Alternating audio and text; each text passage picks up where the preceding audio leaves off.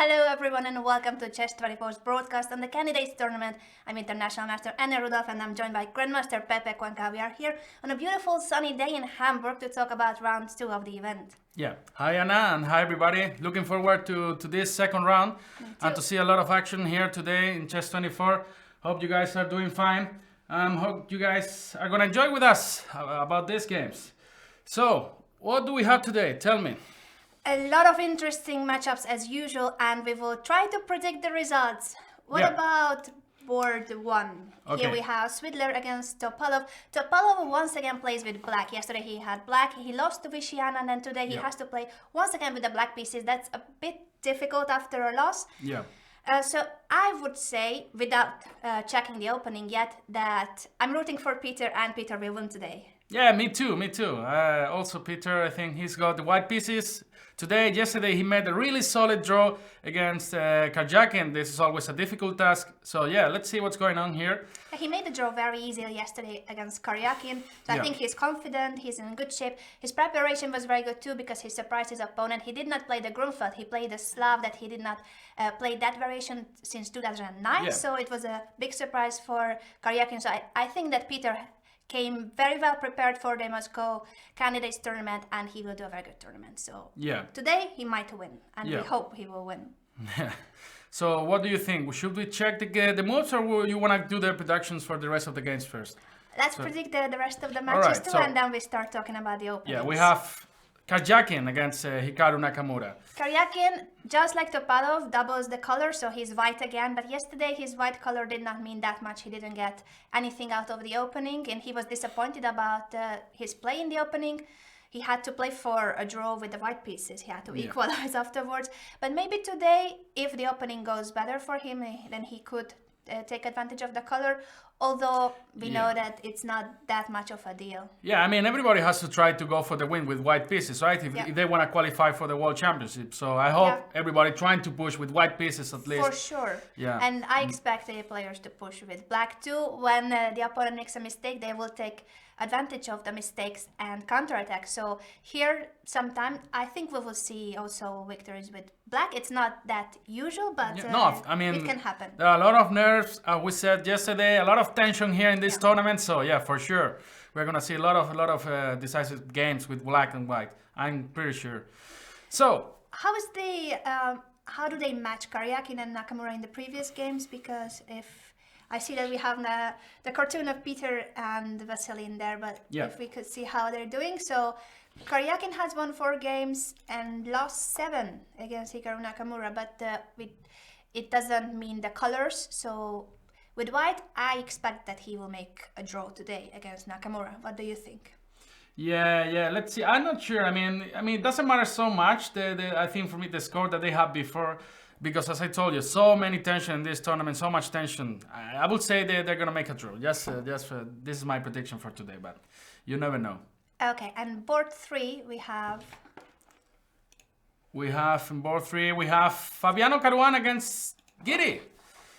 Giri, extremely solid player, and with black pieces today. Yesterday, he almost managed to put a lot of pressure. He managed to put a lot of pressure on Levon Aronian with white pieces. But today he's got black against Fabi. So what do you think? I expect another draw. I think they are both very good players, very well prepared. I think it's going to be a draw. Yeah, okay. Yeah, I will say Fabiano is going to win with white. Just to say something different. And last game that we have today, Levon Aronians against Vishiana and the Tiger of Madras.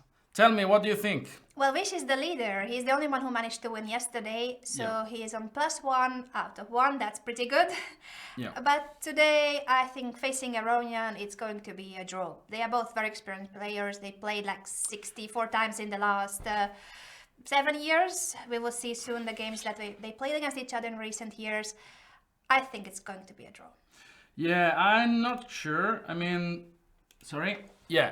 So Bishi, we have to say that yesterday he's the only one who managed to win the game, but it was not a really smooth win. No, I mean, at some there point, were. It was Topalov who had chances. Yeah, he risked too much taking this pawn on b7, and then Topalov had really great chances with this bishop f2, or some move like f6, trying to catch the queen. But yeah, later, Topalov made two inaccuracies in a row, and then he got a good position. Then it was a pretty smooth end of the game. So what do you expect then in this game? Yeah, I will say like a solid draw. Draw. By Vichy. Yeah. Okay, let's go through the openings, and Yeah. we will also see how these players have Okay, played recently against each other. Yeah, we'll start with Peter Svilder versus Topalov, and we see, of course, that we have a Berlin. This is not a surprise for us, right? In all top tournaments, they are playing the Berlin with black a lot of times. Do you think that we will have a Berlin in every round? Because yesterday we had one, today we have one. And there are only 4 games. To have one Berlin out of 4 games, Yeah. I'm not a fan of the Berlin. So they enter in the main line with castles, knight takes c4, and then rook e1. This is one of the most solid lines where actually white almost never loses. But we'll see how this goes. So knight d6, and then bishop takes c6. Knight takes e5, bishop e7, and now bishop f1. Knight takes, rook takes, castles, and knight c3.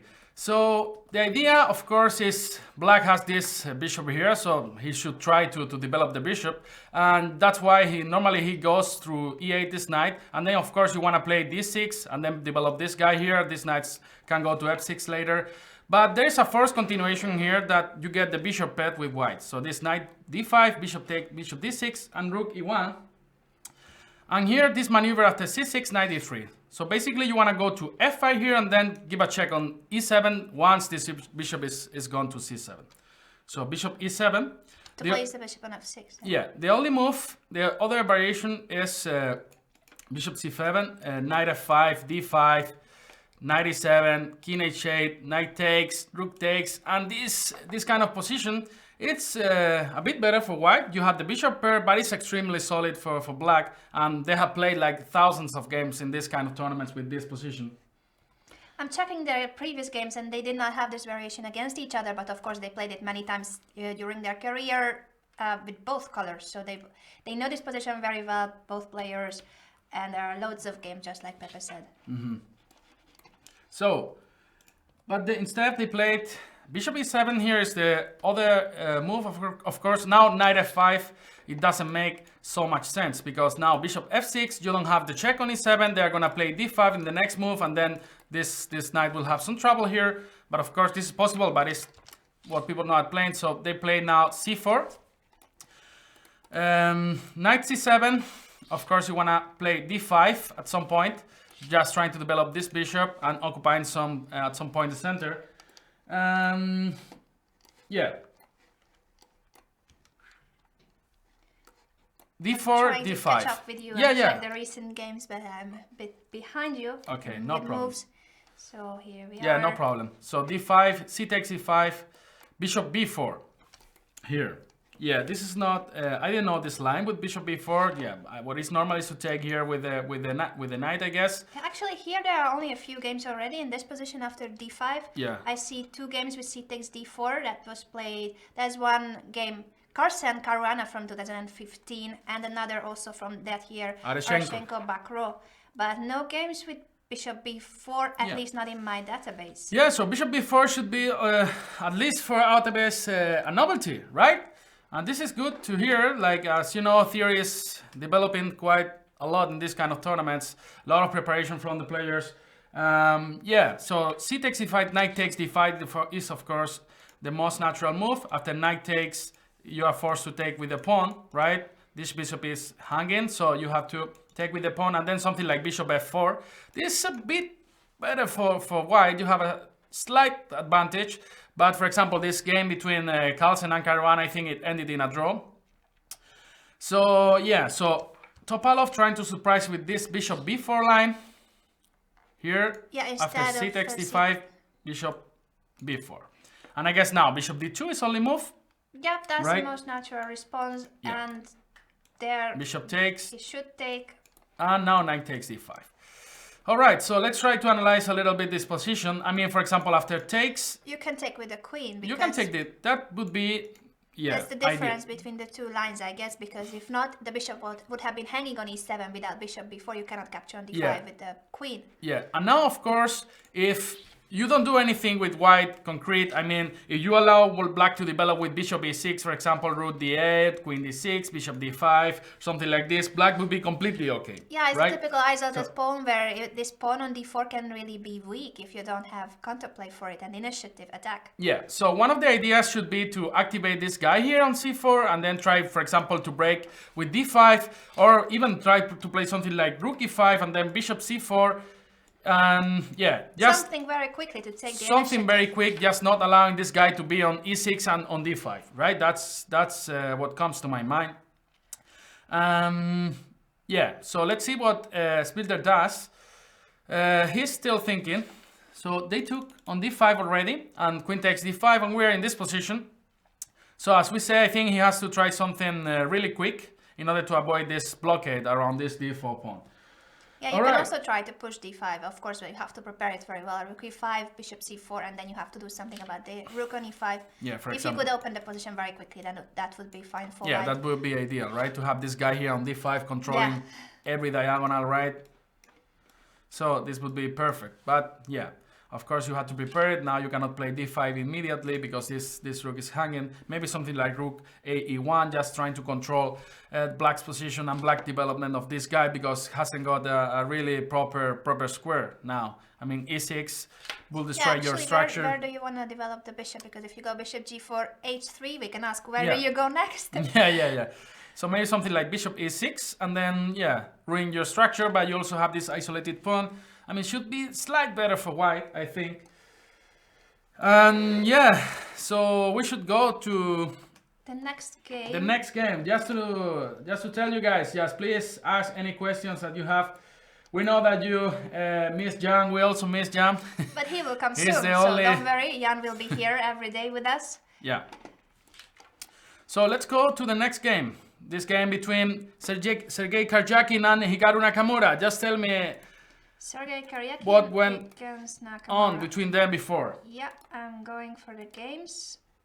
And once I manage to click there, Sergei Karjakin against Nakamura. They are both very young, and it's funny that Sergei is younger than Nakamura, but Sergei is the one who has experience playing the candidates tournaments. Yeah. And it's the first time for Nakamura competing in this event. So, let's go through the moves. Meanwhile, Anna is checking what they did in the past. So d4, knight f6, c4, e6, and b6. Of course, the Nimzo India is also, knight c3. For example, bishop b4 is the Nimzo. So they play knight f3 and b6. It's pretty normal opening. g3, bishop a6. You ask what you want to do about this c4 pawn. So b3 is the normal move. Bishop b4 check, bishop d2. Normally in these kind of structures, the ideal square for the knight is on d2. That's why it's interesting sometimes to give this check on b4, because the ideal square is what one could think, okay, I'm giving a check on b4 and then I have to retreat to e7 like he did. So this can look like a waste of a tempo, right? But actually, this square is ideal for the knight, actually, in this kind of structure. So you go queen c2, knight d2, and then you want to play e4. Pepe, I think we should stop for a moment and claim that Nakamura has not played a King's Indian defense, because that's something that he would love to play normally, but seems like he wanted to surprise his opponents. Of course, he knows other openings too, and that's why he prepared other variations for the candidates tournament, but he just loves the King's Indian, and he also played the King's Indian against Sergei a few years ago, so they have a game in the King's Indian, but not in this variation. Yeah. I would love to see Hikaru Nakamura playing the King's Indian with black. I'm sure that he will play it in this tournament, but probably he doesn't want to play it in every game where he's black against d4. That's just too predictable. Yeah, you have to surprise your opponent. And he played here bishop g2, d5 takes. Of course, you have to do something about this c4 pawn. Queen c2 is also possible. C takes e5, e takes, castle, and knight c3. All right, so one of the ideas, of course, is try to go queen c2 at some point, maybe bring a rook to c1. This bishop can be improved to f4, just trying to jump with e5 to e5 with your knight. And yeah, it's always a big question if black should react with c5. I mean, I don't think so, because now here this guy on g2 can be strong. There are some ideas with knight h4 as well in this position that comes to my mind, and knight h5, just taking advantage that this guy is not anymore on c8 and is on a6. So knight bd7, he played queen c2 and rook e8 here in this position. Yeah. So I don't see many recent games in this position, because already the position after knight bd7, yeah, here the main move for white is knight e5. Knight e5. And also bishop f4 was tried in recent years. Yeah, bishop f4. Did anybody try knight h4? Also, yeah, there are 5 games with knight h4, and there's even one game with the bishop c1. Bishop c1, yeah, that's too... That's too subtle for me, you know. Yeah. Bishop c1, but it's actually pretty normal. As I told you guys, this bishop on d2 is not proper placed there. So one good square could be f4, and another interesting square would be b2, where you actually, it's kind of a prophylactic move. Just, for example, if black played c5, for c5, yeah, preparing to be in that important diagonal in the future. So queen c2, which was played by Karyakin, is, well, not a novelty, but there are not any more games with it. There's a Van Veli-Sochko game from 2010 where black played bishop b7. Bishop b7 here. So this is a game Van Veli versus Sochko, right? Yeah, 6 years ago. But what Nakamura did, rook e8.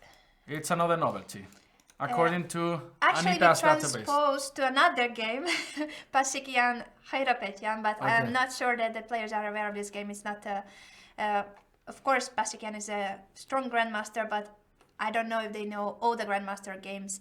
And actually, it doesn't matter, because these games, what you need to know here are the plans and not the move-by-move order of the other games, because this is just about having clear what you have to play for, how to place your pieces, and I'm sure that both players are very well aware of that. Mm-hmm.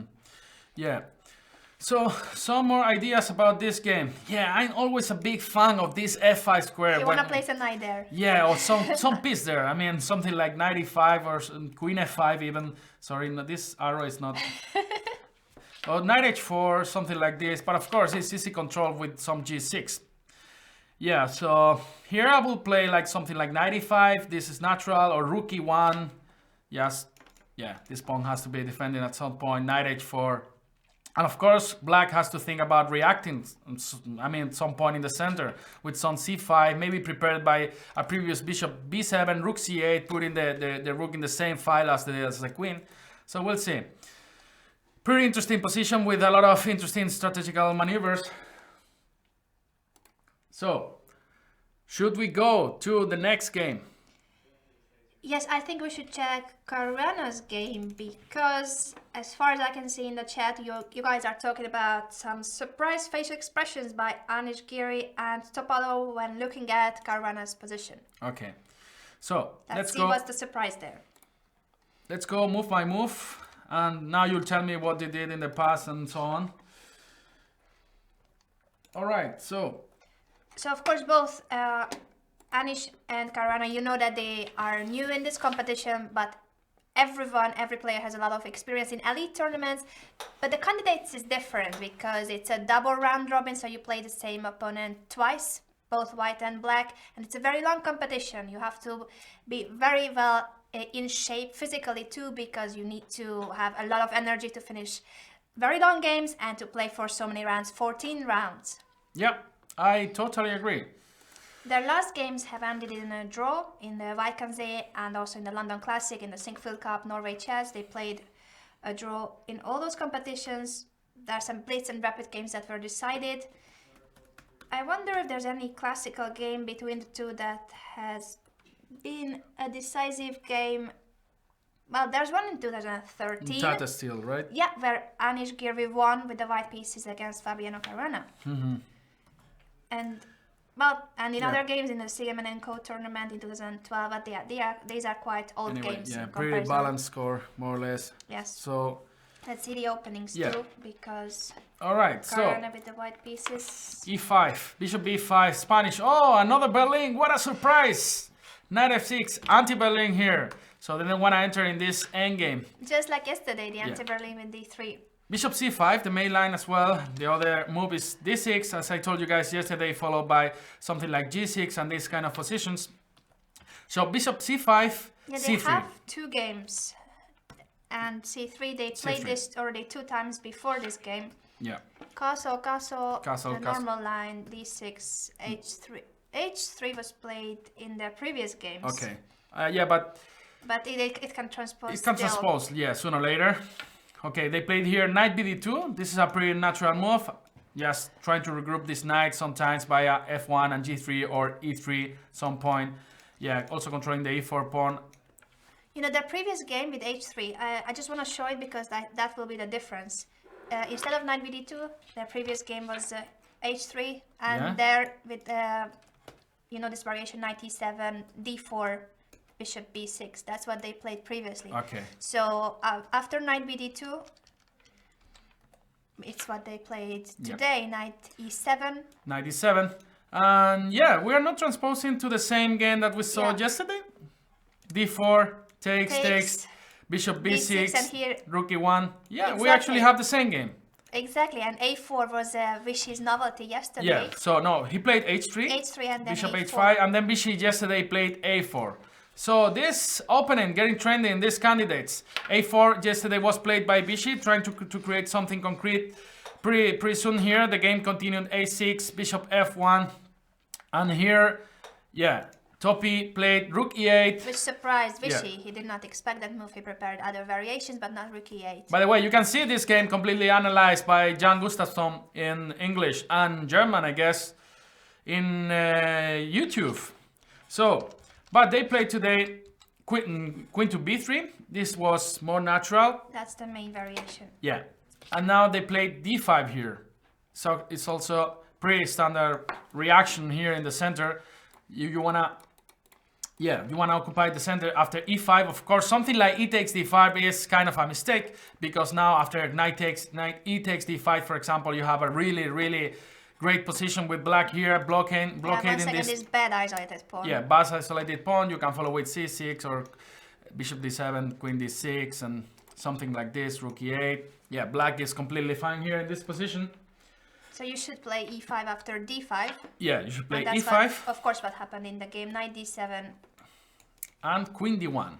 Wow, according to... I don't really understand this move. Maybe that's the surprise moment.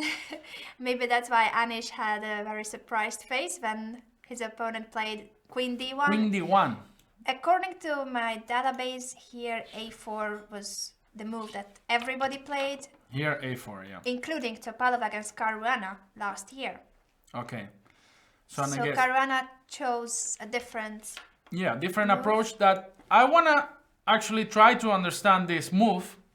Yeah, let's try to understand. But I don't. Of course, it has some deep idea.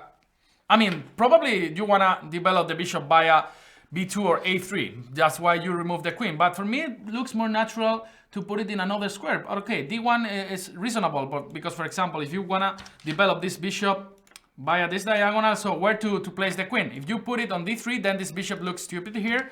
a3, e3, you have this jump with the knight on f5. Yeah, you might think that queen c2, but then bishop g6. Then bishop g6, and then bishop d3, and you have managed to change this guy here.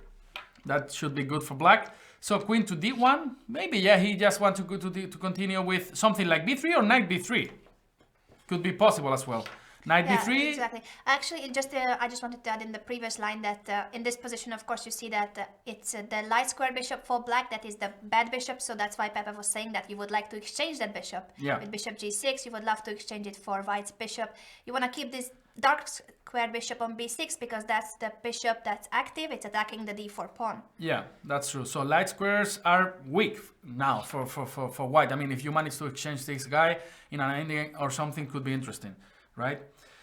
So yeah, queen d1, interesting move. I mean, I doubt that I would be able to do this kind of move because I mean it's interesting. But it's his preparation, so yeah, it's his preparation, of course. I understand why Anish was surprised after queen d1. Queen d1. I would be very surprised because you want to push the b pawn, but at the same time you pin your queen on purpose. Yeah. Yeah. So maybe let's see something like c6 or something. You just go back to d3, I guess. What else? What else? So let's say some move like h6, for example. So what do you want? How do you want to continue with knight d3 or maybe b3? I like this idea of knight b3 maybe, and then try to develop this guy here. And you can also think sometimes of going e6 in these kind of positions, right? So let's see how the game develops. He played f6 already. f6. So now the question that comes to my mind is what happens if you push this guy, right? There's no proper square for the knight, so you have to go to b8. Yeah, of course, the idea of f6 to open the f file is good, but if e6 is a good response, then maybe I would not be happy about having to play knight b8. Yeah, you never know with this kind of moves, because later these pawns can be really weak. Can drop. So for example, c6 and then some maneuver later with knight c7, try to grab this guy here. And yeah, so I mean, it gives you a lot of space, right? But then yeah, it's tricky. So having to move back the knight to b8, of course, nobody wants to. But if you later win a pawn, that's okay. Yeah. So yeah, of course, black wants to open this diagonal. Imagine that after some exchanges here, this guy could be a little monster targeting the f2 pawn. So you should do something about it. Also, you don't want to play e takes f6 because of the same reason, opening the f5 for black's rook on f8. Yeah. Now the pin will be even more annoying on f3. And also, as Pepe said, this bishop on b6 at some point could attack the f2 pawn, so you don't want to capture on f6. That's true. That's true. So, let's see what Fabiano plays. So, maybe we should go to the last game that we didn't check yet. Game between Levon Aronian and the Tiger, Vishy Anand. Let's see. So, there are so many Vishy fans around here. I can see a lot of Indians rooting for Vishy. Of course, I can understand that he's the hero of India. He's the one who made chess so popular in India. So it's very normal that we have a lot of fans of Vishy here. And he's the leader of the tournament. Let's not forget that. Yeah, okay. They only played one round, but yeah, he's the leader. He's the sole leader. He's the only guy that won one game. So let's check the opening. There are so many games between Levon and Vishy. They played 64 times in the last 7 years. They face each other in each and every tournament, in Blitz, Rapid, classical games. The last decisive game between the two that was in a classical rhythm is many draws and many Blitz and Rapid games, but in the Granca Chess Classic in 2015, Aronian won with the white pieces. Okay. In 34 moves, but the opening today... Okay, let's see how it goes. People are asking why Pepe is shouting all the time. Spanish people speak very loud. Yeah, I think it's a pretty standard reaction. It's in the culture. Yeah, sorry guys, just put the volume a little bit down, and then he's very emotional. And he's then so excited you will survive. Yeah. Okay. All right. So knight f3 and d5. We have the very trendy opening. And knight bd7 here, as you guys know, bishop e7 or bishop b4 are really trendy. Yesterday we saw a game after bishop e7, bishop f4, the game between Anish Giri and Levon Aronian. So here, today he is playing this variation with white pieces. So he played knight bd7 and bishop f4. Tell me if they played this line before or not. I'm trying to see if they reached it with a different move order, because they don't have this exact position against each other. Of course, they played it in different against different opponents. Yeah, with a transposition, I think we can get it. Let me see. No, because here knight bd7. Yeah, knight bd7. There's no knight bd7. Yeah, between them before against each other, but of course they played it in different games against other opponents, and they know a lot about this theory with both colors. So knight bd7, bishop f4. Yeah, d takes c4. Tell me what's going on here in the past. Yeah, so now there should be two normal moves. One is e3 and then another one is e4, right? So exactly. E3 is a lot more popular. Yeah, e3 is a lot more popular. You just want to recapture this guy on c4. Here you can either play knight b6. That's the most common continuation, or there's also knight d5, right? Knight d5. Yeah. b5 was not played that often. but it's of course also possible. Yeah. And there are many recent games with b5, so it's getting popular. Yeah, the idea is actually that you sacrifice this pawn. I mean, the only way to defend this guy is just playing knight b6. Also knight d5 is interesting, but b5 you sacrifice temporarily this pawn. I mean, you give it back. But the thing is, like, you get some activity in return, right? Yeah, now you have this check here to develop your bishop. Knight d5 is coming, and the knight is not controlling d5. So that's why it's pretty interesting. Exactly. There's one key game in this variation with b5 that I can see. It's between Jan Gustafsson and Arkady Naidic. They played it last year. Yeah, so they played it. Where was it? In actually Bundesliga or? No, in the Spanish team. In the Spanish team. Actually, I was there playing with Jan in the same team. I was like, I must have seen that game too. Yeah, we were there in Linares. So when Jan is here, later when he comes, we will ask him about this opening because he played it with the white pieces. Yeah. So, bishop b4, of course. Now you develop with a tempo. Yeah, I guess after bishop b4, knight c3, it's common. But they play here knight d2. So knight c3, I guess now queen, knight to d5, and then something like a3, some stuff like that. Yeah, that's what everybody played, knight c3, knight d5. That's also Jan's game against that Naidic.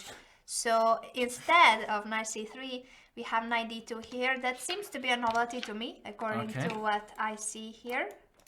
Yeah, yeah, it's pretty natural. So I guess now knight d5 they played. Yeah, knight d5. Of course, you don't want to lose this guy on f4. It's one of your best pieces. Knight d5 is pretty natural because you have to defend the c7 pawn. Are you reading the chat? Yeah, I'm reading the chat. Some guys. Yeah, some guys are asking if I am the actor of The Mummy. Sorry? They're making so much fun of me. It's good, guys. Pepe's a nice guy. All right, so knight d5, bishop g3.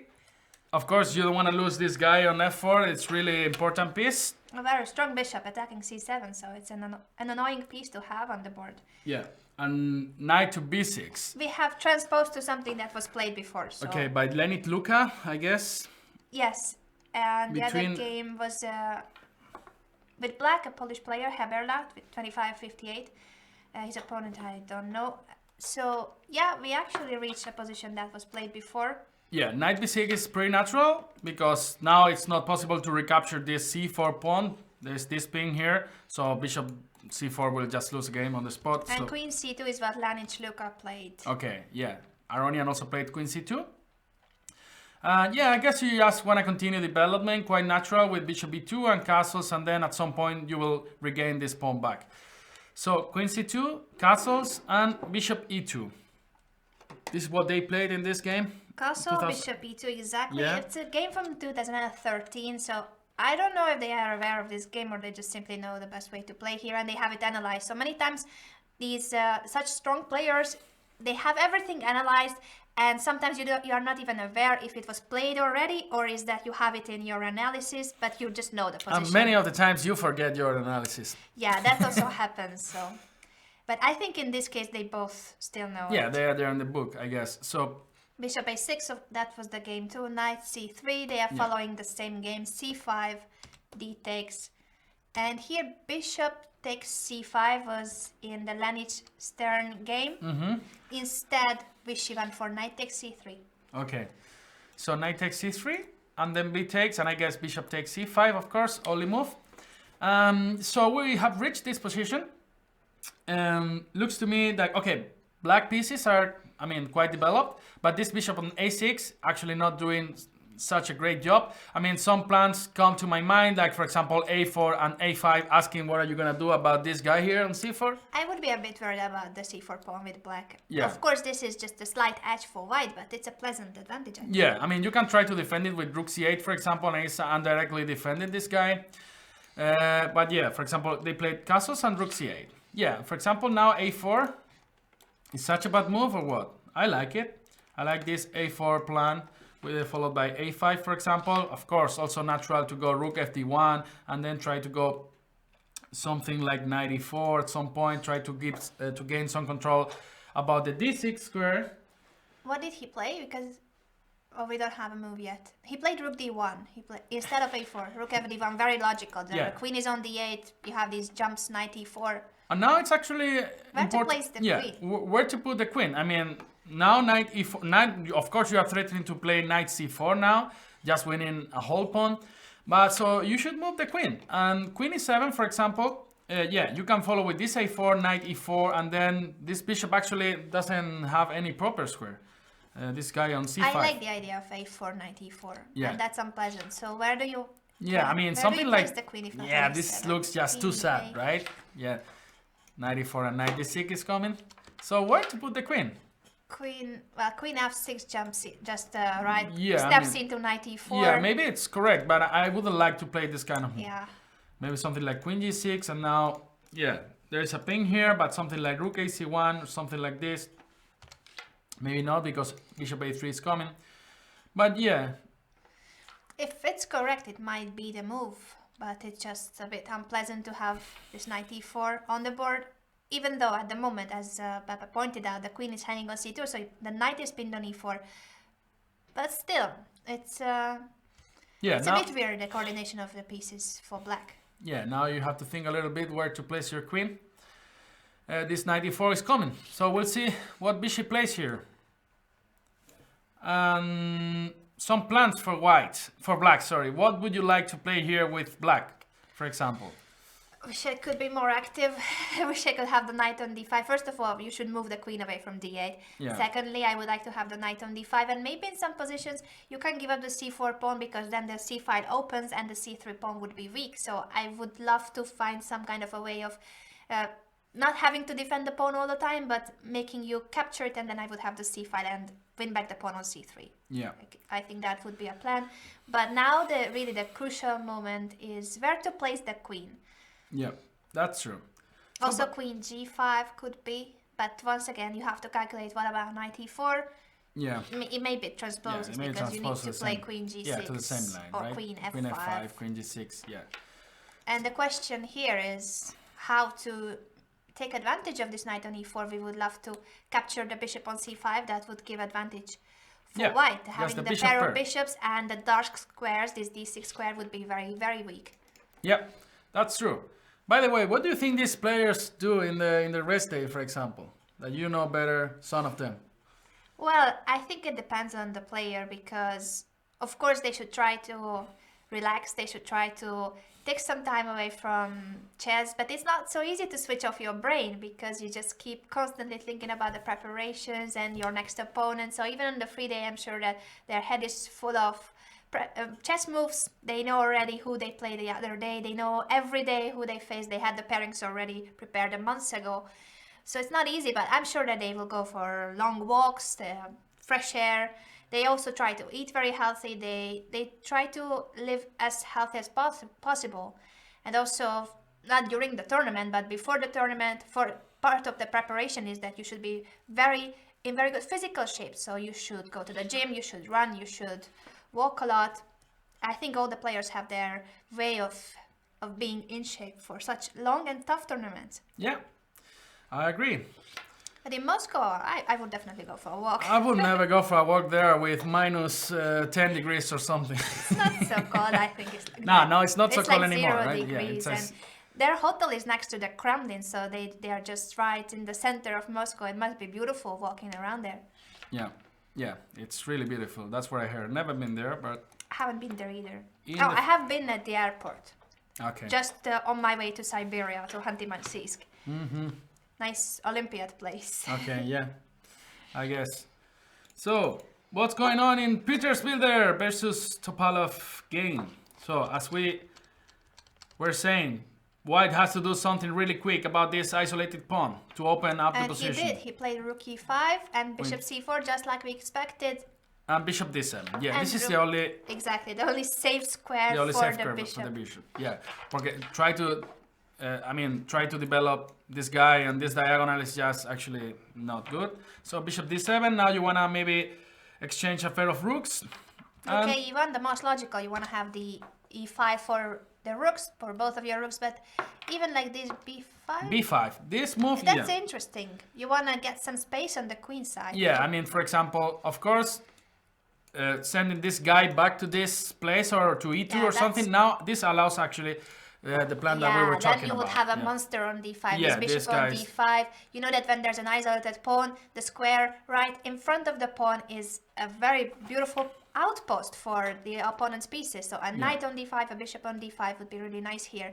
There's no pawn that could chase the piece away from d5. That's true. That's why you had to keep this guy in this diagonal on b3, but maybe his idea is just to go a5 now. Actually, just threatening to go for the same idea with a4, and then you should give a room for this guy on a2. So a3, for example, and now a4, you are on time to put this guy, to keep this guy in this diagonal. Yeah, this pawn chain could be a weakness in some endgame, because, yeah, it's in the same color of this guy. But I'm wondering what's happening if you just exchange all the rooks possible on the board. Should be very close to equal. But yeah, the only disadvantage is that now you start to have a lot of pawns on light squares for black, but if you cannot attack the bottom of the chain, that's the c6 pawn, then it's okay. And it's quite hard to attack it, but yeah, you have a lot of dark squares, so try to go for this kind of pressure. So a5 was played. I think just a3 is the most natural move in this position. Also some plans related to bishop c2 and try to create some attack here.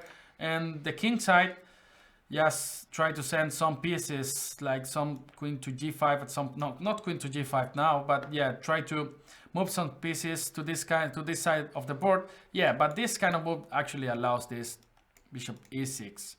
So I don't think he's gonna play this kind of move, so a3 I think is the most natural move. Yes, a3, a4, bishop a2, what you're expecting. Yeah. I'm not sure about a4. Yeah, but if you want to move this rook here, for example, you have to defend this guy here on a5. Exactly, you cannot leave it on a5. That's why a4 is important. It's a tempo, and after bishop a2, rook e8. Yeah. Yeah, I will give some pressure to my king, like h3 or g3 or something like this, or queen e3, just to be able to recapture with the pawn in case black exchanges something. Yeah, but I think it's nothing special. g6, king g7, maybe f6 later. We'll see. And we don't have any development. Yeah, Karjakin played rook fd1 in this position. You have a lot of fans too, Pepe, so that was a lie that people don't like you. I see in our comments that they like you more than Jan, so... No. Yeah. Actually, that's not possible, man. I'm reading the chat. Okay. Jan is the only... How to say in English? The one and only, yeah? Yes. The one and only. He will be here shortly, so... To all fans of Jan Gustafsson is coming. Don't worry. Alright, so what's going on here? Rook fd1. I'm pinning this rook from this diagonal. Preparing as well. This is a prophylactic move against this kind of breaks with c5. So this now this file is gonna be a bit of a trouble for black if the queen is on d8 and the rook is on d1. So kind of a prophylactic move. Karjakin. What's the correct pronunciation of Karjakin? I don't know. Yeah, I think it's Karjakin. You speak Russian as well, right? Yeah. Yeah, I do, but actually you need to know where the accent is, so it's either Karjakin or Karjakin. Karjakin. But not Karjakin. Karjakin. That's just a sound. Actually the J and the A go together. That's a it looks like an R flipped. Alright, good to know. I learn every day here. Well, yesterday I learned Hindi because of Peppa. He told me a very long sentence in Hindi. Yeah. I could not understand it. I thought he was insulting me in Hindi, but actually... No, I'm a gentleman. No problem. Let's see what's happening. Oh, I will also open our Twitter. I almost forgot it. Yeah, that's a good idea. You can tweet us your questions. You can tell us your predictions. Anything you would like to know, tell us with a hashtag C24Live. Yeah.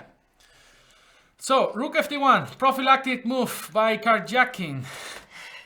Just preventing this openings with c5 and then Alright, so some normal move for me would be bishop b7 in this position. I think this bishop doesn't do a great job anymore on a6. Exactly, you place it there in the opening, but sooner or later it will go back to b7. It's where it belongs. You have to support the d5 pawn and then play for c5 at some point, but not with the rook on d1. As you said, it's not gonna be easy. Yeah, that's true. Yeah, so another rook to c1, for example, try to put some pressure. Maybe try to force that black plays c5, try to open the position up, right? Ah, I get it now in Russian, so it's Karyakin. The stress is on the ya, Karyakin. Karyakin. Okay, good to know. And Ambitious Pawn says that you're a gentleman and a PhD candidate, which is true. Yeah, I prepare the coffees. They are asking what's your PhD about. I prepare the coffees for the PhD students at the university. That's what I do. People are curious what your PhD is about. And civil engineering, non-destructive testing of materials. That's what I do. I wish I could understand any of those words, but it's very simple. You want to see if there is some defect inside some material, so you don't want to break it to see it. I mean, so you send some waves. You figure it out without touching the material. Yeah, you send some waves and then you get some information about this. Wow. I think I prefer chess. Yeah, Sorry. me too. I prefer chess and playing football, for example. Yeah. All right, so let's continue. F6. So, still thinking. Fabiano Caruana. It's kind of a moment to think because, as I told you, you don't want to open this file, but maybe you want to close it with e6, but this is always something you have to think a little bit about. Because later this could be a weakness, as we were saying, some easy target to attack. Exactly, that's why this is really a moment to think. You cannot take back that move. So if you go e6, it means that you need to see what's going to happen in the next 10, 20 moves, if this pawn will drop or it's going to be a strength in your position. And actually, I'm not so sure, I mean, how to continue with white here. I mean, with black, I know you have to go knight b8 and then you have to develop this guy. For example, something like a6, knight c6. I like this maneuver. With c6. c6, yeah. c6. c6, knight a6, knight c7. Yeah, but the problem is maybe it's too slow time. because, for example, now let's say something like knight b3, for example. For example, c6. Now, for example, bishop e2. Or bishop d3, for example. Yeah, bishop d3 is more natural, right? And now it's not possible yet to go knight e6, right? Because you just can't take it. You just can't take this guy, and now you can play for these weaknesses over here. So maybe you have to waste another tempo with a5, for example. Yeah, but you have this square, also knight c5 square, and then you can develop this guy via f4. So it's kind of interesting position.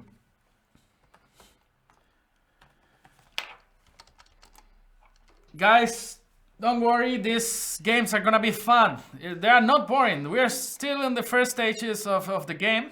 And yesterday we saw a lot of exciting moments. So, I'm checking if there are any tweets to us. I don't see any questions yet. You can use our hashtag C24Live if you want to comment something, questions, anything. Tell us in a tweet, because the chat is not that easy to read. We are trying to keep up with you guys, but sometimes we miss questions that are written there. If you want to know something badly, then tweet us, hashtag C24Live. That's where we will definitely get the message.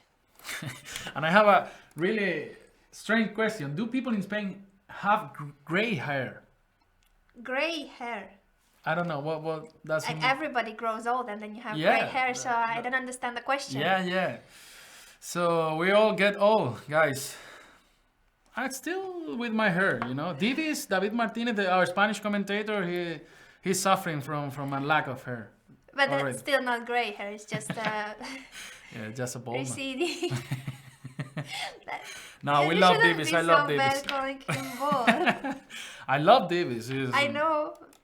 But you just called him bald. It's fine. It's fine. So anyway, back to the games, and seeing that after a5, I think Peter still hasn't made a move. Yeah, and also Vichy, he didn't make a move yet. He is still thinking about where to place the queen. It's not so easy as we were telling before. I mean, e8 is just a really passive square and doesn't control the d6 square. f6, of course, is not something you want to play because knight e4 is coming. And then there's no more square for the queen. I think the questions are becoming quite from different fields. Now, the latest question I have read is that which one is your favorite football team, Pepe? Yeah, My one is Real Madrid, but I think everybody knows it. I support Betis, you know. Betis. Somebody said it in the chat, so yeah, you see that your because fans know I already everything about you. told them in the Spanish community. So yeah, I support Betis. So this means I am always suffering because we are, yeah. Sorry, just some of the comments are way too funny. I think I shouldn't even read them out. If you want to see that, just go to the chat on Chess24. Can you invite Chucky for? Yeah. Would be amazing. Would be an honor for me. All right, so yeah, difficult moment for Alan to think where to place its queen. I mean, he has to go for something like queen f6 yeah, and queen we are g6 expecting this queen to land on g6, Yeah. pinning the knight on e4. And probably at some point you will have to give the bishop pair because you can use this square d6 and could be too annoying or just can take on this guy. So for example, here rook ac1 for example. But you said bishop a3. Yeah, I said bishop a3. Yeah, this doesn't make sense actually. So I don't know how to defend this guy here. Maybe rook d2? Is that stupid here, this move? No, right? It's not stupid. Now, for example, you want to keep your bishop pair, bishop a7. But at some point, I would love to play knight d6. Maybe it's nothing, but it's just a bishop pair, right? I would love to have the pair of bishops. I'm generally a fan of the bishop pair, so knight d6, getting this dark squared bishop after bishop takes, bishop takes. It's that stupid, or... But maybe you can move your rook now. Oh, sorry, rook c2. If you're not forced to take on this. Yeah, if you take, of course, this is... This is pleasant. This is what we would like to have in white. But maybe you can just move your rook, right? Okay, you can bring your rook to d1 and rook d7, rook fd8, something like this. Maybe black is fine. Don't Cry for Chess is saying that we should update the boards because we are a few moves behind. There's a delay between the moves we get because you already know that there have been some arguments about the broadcast of the candidates tournament, but we believe in a free chess world where everybody should watch, should be able to watch the broadcast channel that they want, that they prefer. So we are in no agreement with the official website. We are not getting the moves from the official website, but chess moves should be free in this world. I agree. I totally agree. We already announced this yesterday. Yeah, so because there are a lot of questions related to this issue, so yeah, we make this clear and we keep going on, right?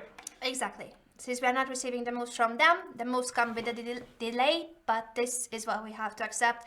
We still want to broadcast this event. It's one of the most important events of the year and everybody should be able to watch it. Yeah, agree with you, Anita. So, what to do now? Let's check if we have any development, or maybe it's time for a little first break. Yes, soon I think we should go on a short break because now it's getting a bit slow. The moves will come later and it's gonna be a lot more exciting because the middle games, that's the favorite part of chess for me, and we will see a lot of action. I will come to time trouble. This is what I love to see, all these guys suffering a little bit with a lot of nerves, and we'll get some mistakes for sure, and they'll always make all the games more interesting, and we'll see some action for sure. Definitely. So we will go on a short break. Don't go anywhere because we will be back in a few minutes and Jan Gustafsson will also join us later. Yeah. Stay with us. We will see you in a moment. Yeah, just take some refreshment and see you.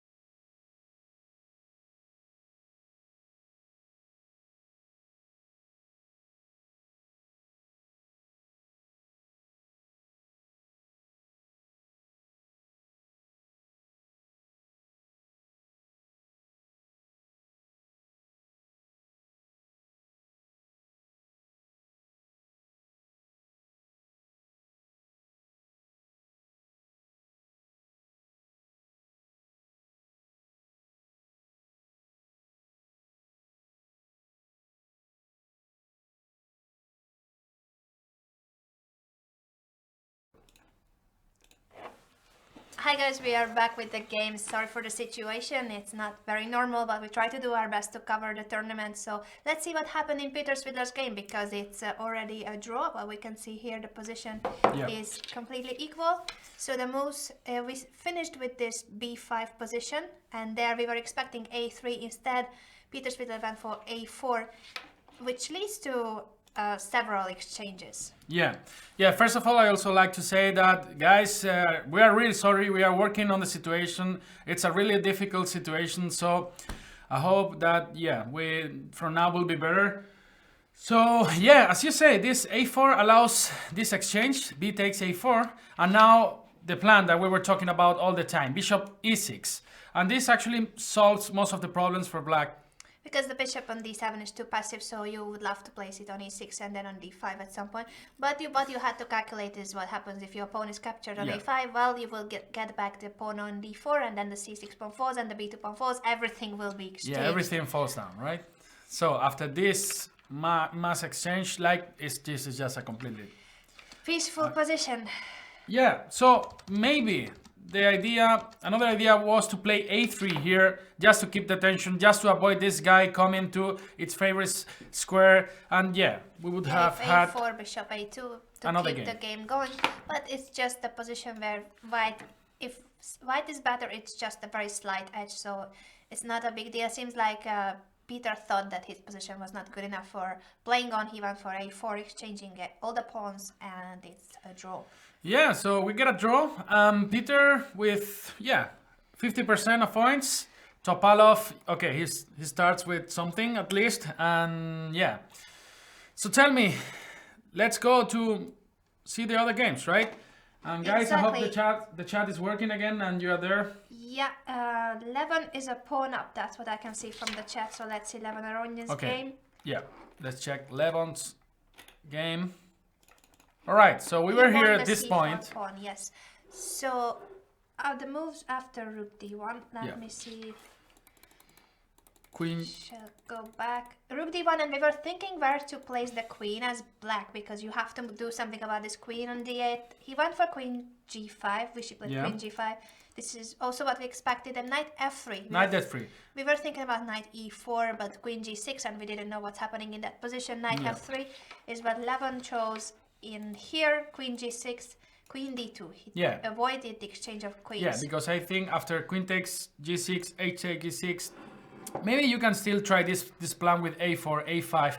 Yeah, but I think without queens, I think, black is more or less fine in this position. You have knight d5 moves, trying to put some pressure on the c3 pawn, the b file open as well.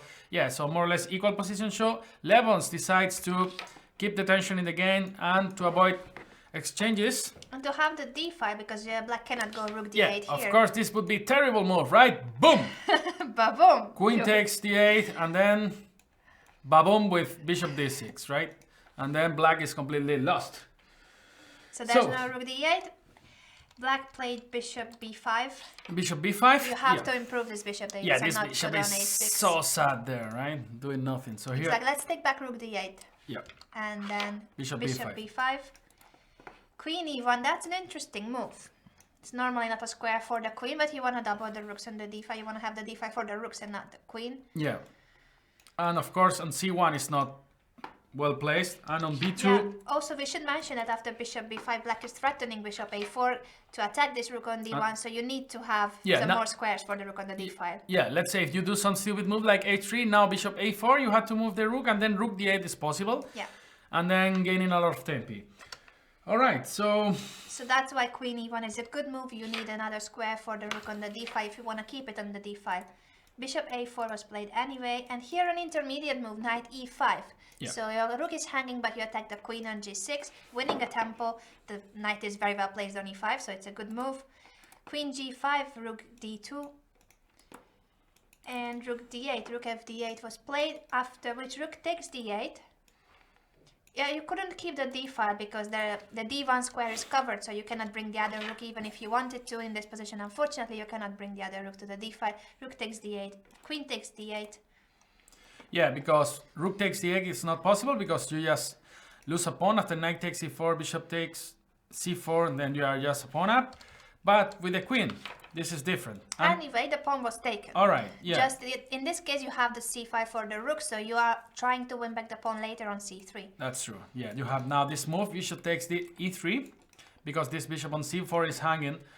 So we are in this moment, right, of the game. Yeah, this is the position in the game. As you said, the pawn will fall, but I expected the c pawn to fall, but actually here, because of the c4 bishop, bishop takes e3, wins back the pawn, so there's no pawn up for Levon. Yeah, but there are different moves that we need to take in account here, I guess. Yeah. So bishop takes e6, e6, bishop e6, or bishop a6, or queen e3, right? So queen e3, I think, is just very harmless. You just take on c4, and then we have opposite colored bishops, and then this should be a completely draw. So even if you take on a7, you just play something like h6 or something, you have a nice blockade here, active pieces, this queen controlling the d file, so I think this should not be a problem.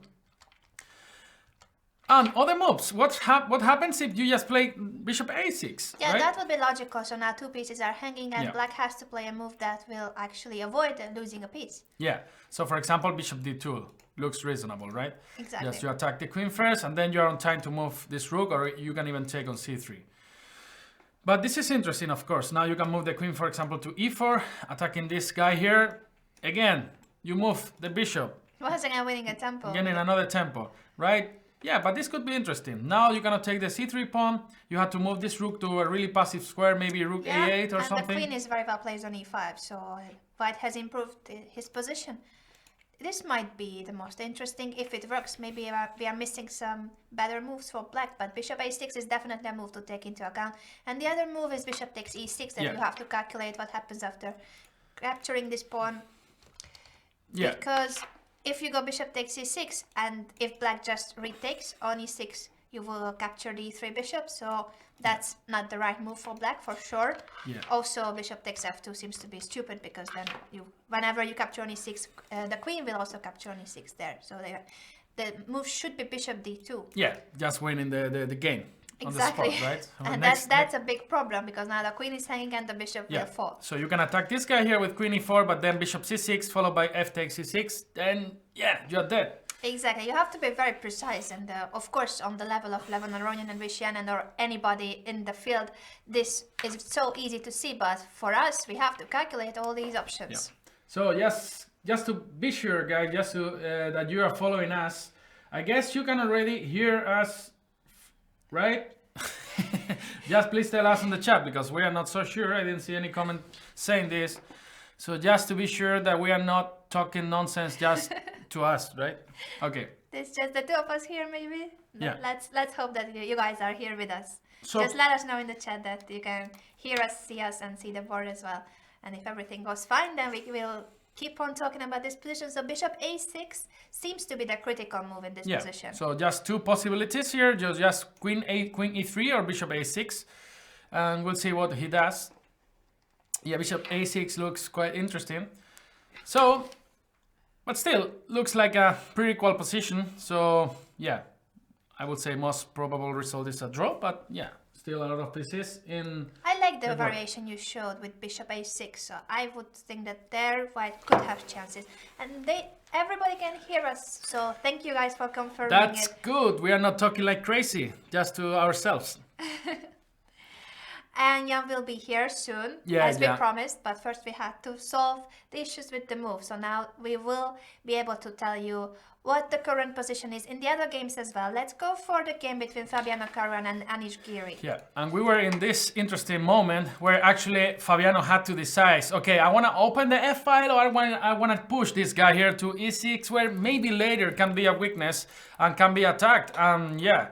So what did he do? Tell me. He went for e6 because that's the critical move. He just had to calculate what will happen later. Knight b8. Yeah, no other square. And knight b3. Okay. After which Anish went for queen d6, of course, trying to improve his pieces. And as you said, later this pawn on e6 could be weak. Yeah, and also avoids this natural development of the bishop via f4. That would be the best square for the bishop, so it's good to prevent it. Yeah. So queen d6. And now g3 is interesting. What did he play? G4. Okay. I was thinking about this g3. Even it doesn't look so, I mean, not so good, right? Because you have this ping here. It's pretty annoying. But then you actually want to develop your bishop via f4. All right. So, yeah, of course. It makes sense. If you want to play bishop f4, you should prepare it with g3. Yeah. That's the only way to play bishop f4. Exactly. But maybe he thought that even if he manages to play bishop f4, you will go to b4 with the queen, and then the b5 bishop will be hanging, so it's not that much that you achieve. Yeah. g4, on the other hand, wow. already asked the bishop what's next. This is getting wild, guys. It's getting wild. He has to go bishop g6. Okay, there is another possibility, bishop e8 as well, right? Well, this is also possible. Yeah, but for example, a4 or bishop takes, rook takes, and then what? Maybe you can try to attack here with g-file. This is that crazy? Or just queen d3, for example, and then try to develop with bishop d2, even a3, bishop b4. I'm getting crazy already. But yeah, maybe this is interesting. The thing is not so easy to take this pawn. For example, let's say queen d3, knight c6. Now it's just possible to defend it with this knight square. I love f5. You said the f5 square would be important. Yeah. So what happened in the game was bishop g6, knight h4. Okay. So and Anish doesn't move the bishop from g6, so he lets the opponent capture on g6 if he wants, but he will not allow any knight f5 moves. That would be annoying if you move the bishop now and the knight lands on f5. If you have to capture there and g takes f5, now suddenly the e6 pawn would be a protected post pawn. Yeah, yeah, and then you will have also the g file open for your pieces. Exactly. Maybe some queen g4 at some point. So what we are talking about, let's just put it on the board in case bishop e6 and maybe bishop e8, you mean? Sorry, bishop e8, and after taking, I don't know if immediately. You want to go knight f5 here, right? I don't know if it's good immediately, but the idea I like that suddenly my pawn would not be weak on e6, and as Peppa mentioned, the g5 has opened, so it's boom. It seems to be dangerous for black. That's why Anish didn't move the bishop. I like that he doesn't care about giving up the bishop, so instead he developed his knight. You have to move those pieces on the queen side. Knight b c6, and here bishop takes c6 was played. Okay, yeah, this is actually something that you have to consider twice before you do it, right? Because you are giving your bishop pair. Yes, he could have taken on g6, but I don't like much this knight takes g6 move. If the knight appears on g6, if black knights appear there, and then those squares, the dark squares, f4 and h4 squares. All right, there is a reason, I think. I mean, it's not that easy to develop your pieces now because there is no f4 square. e3 is not possible because this pawn is hanging. d2 is not possible because d4 is hanging. So yeah, with this move, what you do is you deviate, for example, one piece. If you take with the knight, there is f5 available for your knight, and if you take with the queen, f4 is available. So at least it allows you to. Yeah, and if b takes, then you destroy your pawn structure. Yeah, that's true. Okay, so what did black do in this position? Queen takes. Queen takes. So this allows bishop f4, right? I like that he keeps the option of capturing on g6 with the knight, because as I said, I would like to have those squares for the knight. I would love to have the knight there. Yeah, you love a knight on f5, right? Yeah. Yeah, and for black on the dark squares, look at the f4 square, the h4 square. After g4, those squares are weak, so you wanna exploit that weakness. Of course, something that you will love to have in this position is a pawn on f5, but this is not gonna happen. Yeah. Once you play f4, black can play just f5, and then you are too open. Don't make your king so weak. Yeah, this g4 has its pros and cons. So after queen takes, this is the current position, and Fabiano is thinking, but I guess he will go for bishop f4. I like bishop f4, yeah. That should be the idea of bishop takes c6. Then bring the rook to c1. And okay, you have also this square available, not d3, sorry, but e2, e4. Maybe you want to provoke some more weaknesses in the king side. So that's an interesting idea. I would also love to do something with this bishop here. I mean, but it's not that easy. No, how do you open the diagonal for that bishop? Now you have a space problem, of course. There's also bishop c2 or queen c2. What's going on in this endgame? You can take here and then you force him to take back with the queen. Maybe. How is this endgame? Let's say you cannot take here because there's this intermediate move. And that's a painful one, winning a piece. Oh, I'm not good making arrows here, but you cannot take on d1 because knight takes e7 wins on the spot. Yeah, so, for example, even 2 pieces. That's so you are forced to take back with the queen, actually, in this position.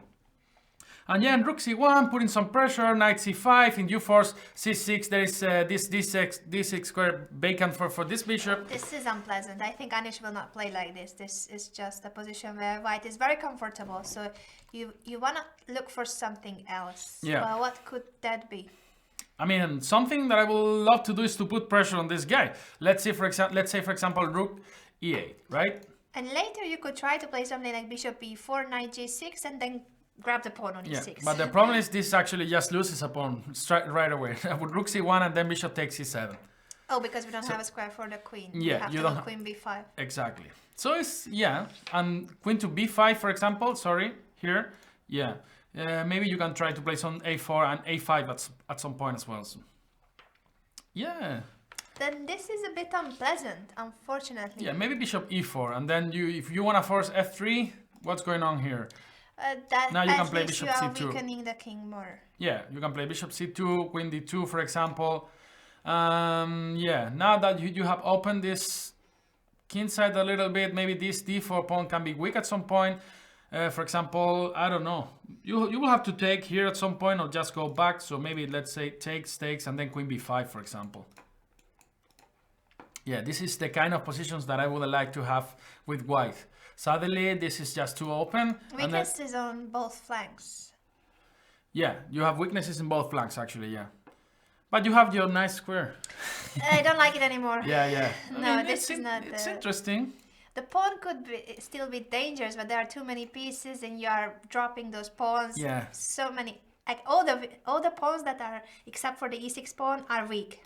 And okay, they have e6 and f5 are fine, but the rest, look at those pawns. They're too weak. That's true. This looks like so many islands separate. Yeah, still interesting, but yeah, then maybe this bishop e4 is the best continuation, just trying to provoke f3. Yeah, what about some other move, like let's say f5? This looks a little bit crazy. Maybe too ambitious. No, the thing is, like, you are threatening to play rook c1 and you have to do something about it, because the thing is, after bishop e4, if you play rook c1, then you can take this guy. And the thing is, after f3, for example, you have this always g5 move. That's important to have it. So actually, after bishop e4, you are threatening g5 and you are threatening this guy here. Yeah. So maybe you are almost forced to play this f3. But that's good news for black. So I think bishop e4 should be the move, and Anish will play it because it's a double threat. Queen takes e6 and g5. And if white has to go for f3, that's also a concession, and you are weakening your king at the same time. So I like that. I like bishop e4. Yeah. So let's see some more comments of this game, or should we go to the other game? But maybe that's why Fabiano is thinking about bishop f4, because he is thinking about the position bishop f4, bishop e4. So here, that's why he didn't make this natural move immediately. Yeah, the other natural move is bishop d2. Sorry, and sorry guys, I have too many arrows. I know I'm a disaster. So. Bishop d2 at least doesn't step into the fork with g5, so that's why he is thinking whether to go bishop d2 or bishop f4. Bishop f4 seems more natural and more active, but at the same time there's this g5 motive after bishop e4. So yeah, maybe bishop d2 is better. Yeah, and you have this nice diagonal as well at some point before, and yeah, you target this e7 knight, and then you'll have this nice square that you love. f5 with your knight, rook c1. Yeah, interesting position. You have always to pay attention to this bishop c2 or queen c2, trying to simplify some pieces. But yeah, black suffers from lack of space. But at the end of the day, if white achieves nothing concrete and still with the queens on the board, this could be a little bit dangerous, right? This structure here on the king side. Let's see the other game we haven't talked about recently. Yeah, we're still Nakamura. Karjakin Nakamura. So we were here at this point after rook fd1. We said was a prophylactic move, just preventing this kind of move with c5. This rook will be better placed on the d file than some other file, right? Exactly. And here Nakamura went for knight d Yeah, he went for knight f8 in this position. Knight f8, all right. So logical maneuver, knight e5, bishop b7. Okay. Bishop c1. We have said that the bishop was not good on d2, and even though it's funny to retreat to c1, it makes sense. Yeah, it makes sense. And now even more, because now this f4 square is not that interesting anymore, because knight e6 just hits you. Steps into knight e6, so you want to have the bishop on b2. Yeah. So bishop c1. Bishop d6. Sorry, bishop c1. I'm missing a move here. After bishop c1, knight e6, bishop b2, bishop d6, e3. Okay. E3 and a6, so that it avoids knight b5 so forever. Let's just, this is all what happened, right? No, there are a few more moves. There are a few more moves. So let's just put all of them and then we go move by move explaining the reasons. Knight e2, c5. That's what Black c5 should aim for, and if it works, he has to calculate, of course, what happens after all kinds of captures. But if it works, then it's the right way to play. D takes c5 was played, and knight takes c5. So we have this isolated pawn position where black's pieces are very active. So this is a good isolated pawn position. At least there's compensation for the structural weakness. This knight on c5 is very well placed. You are heading to e4. Also the bishop on b7 supporting the d5 pawn. The other bishop on d6. Rook on e8. So I like this kind of isolated pawn for black. All right. So let's go a little bit. Few more moves before you start. Knight takes c5. Knight d3. Sorry? Yeah, at the end. At the end. Okay. There are more moves. All right. Knight takes e5 and then? Knight d3. Knight c e4.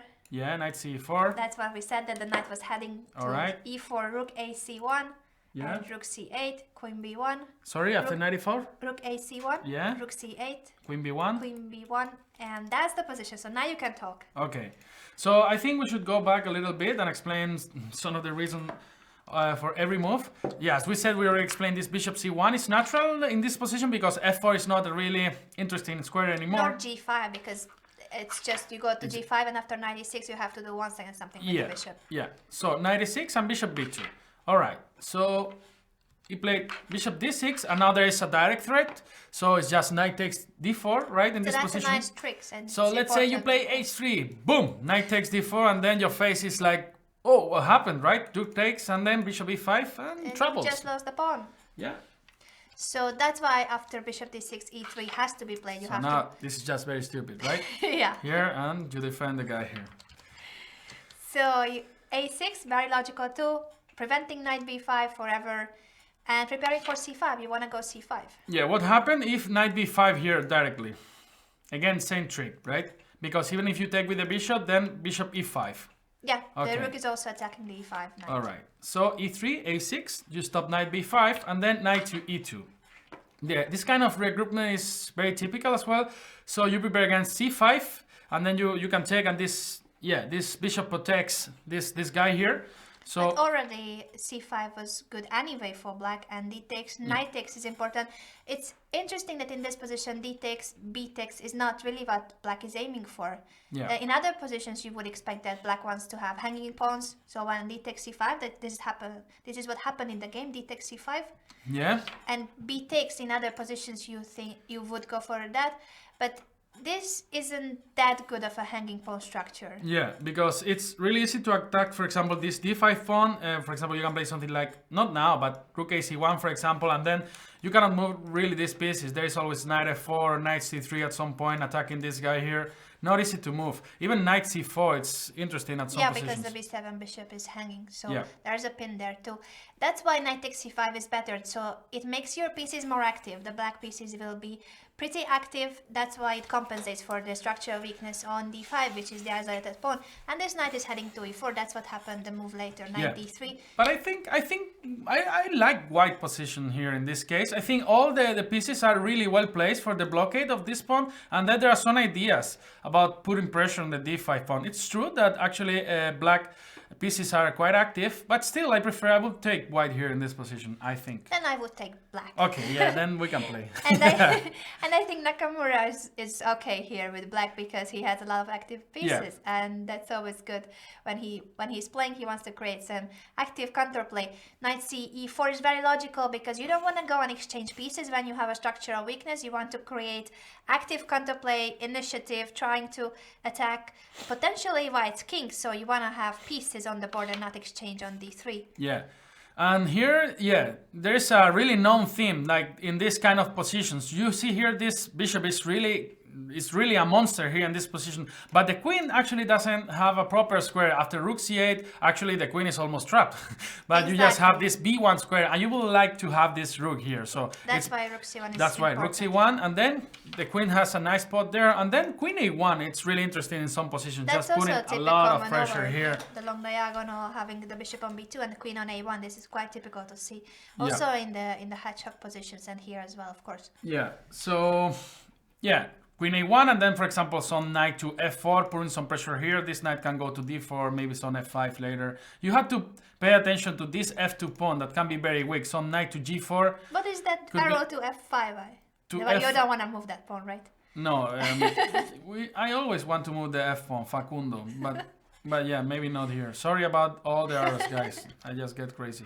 Okay. Yeah, black should try to do something. These knight g4 moves should be taken into account. Yeah, I don't think it works. Now it doesn't work because of course you have this knight on d3. I mean, once the knight is on f4, maybe something like this. So let's say she's here, and then you have some ideas with knight, not here, with knight g4 maybe. But yeah, the attack is nothing special, right? Yes, and the pawn on d5 will be hanging in many variations. So yeah, and I agree that it's better for white this position, but I think that Nakamura is very good at compensating for weaknesses like the d5 pawn with active counterplay. That's so true. I'm expecting a very interesting game here. He creates magic for nothing, Nakamura. He is really expert in the this last kind move we have is queen b1, so we don't, here the players are still thinking, and we should see. Yeah, Swidler's game has been a draw. That game, there's nothing more to talk about. I will see if we have any new moves. If not, we will respond to your questions in the meantime as well, because there were so many questions regarding the tournament, regarding Grandmaster's preparations, all the kind of stuff. Do we have any Twitter as well? Maybe you can check. Yeah, I've been checking the tweets, and for instance, one of the questions, and it's an important question, is what happens. Of course, this is still round 2, but what happens in case of a tiebreak? So imagine that after round 14, after the last round, there will be 2 players with the same number of points. Who wins? Well, first of all, you flip a coin or what? No? Not really, and it's also not about arm wrestling.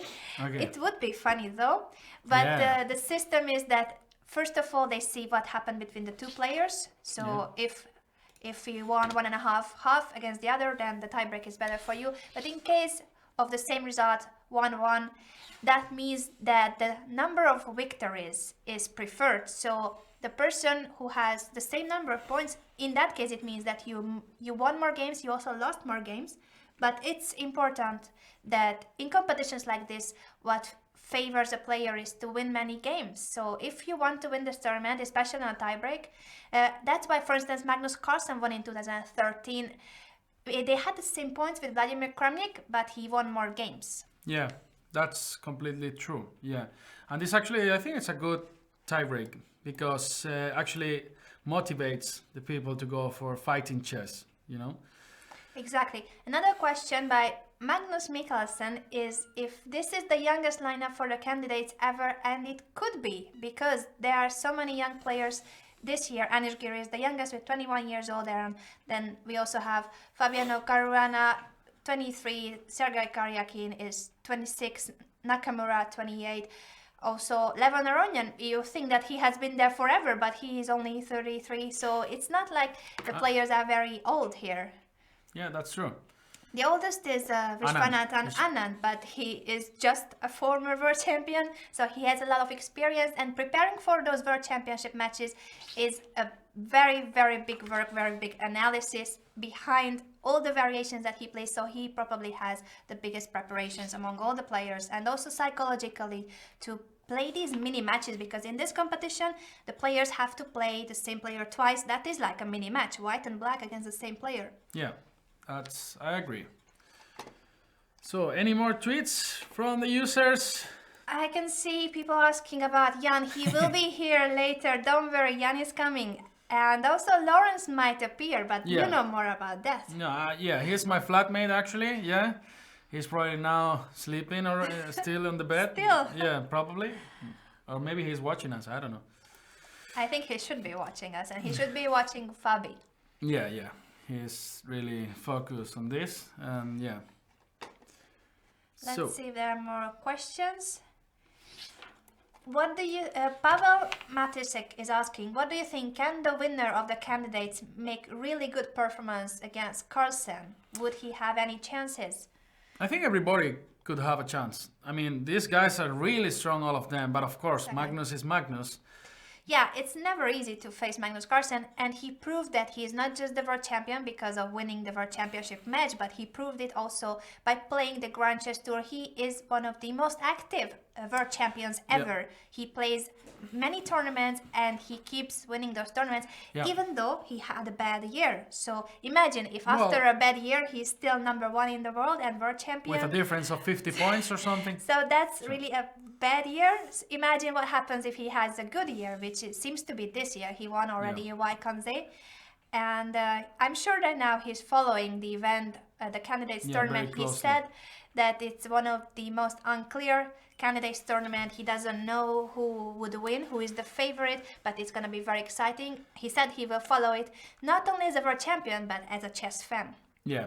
Last match against Vishianan was not that easy, right? I mean, people were saying, oh, again, Vishianan is not going to have a chance, but it was more close than the other one. Yeah, you remember the game with a double blunder. First Carlsen that's true. blundered, and then Vishy blundered, Magnus's blundered. Yeah. So things like that can happen. Psychologically, a world championship match is much tougher than any other tournament. So it will be the question, of course, who is the candidate who will challenge Magnus Carlsen.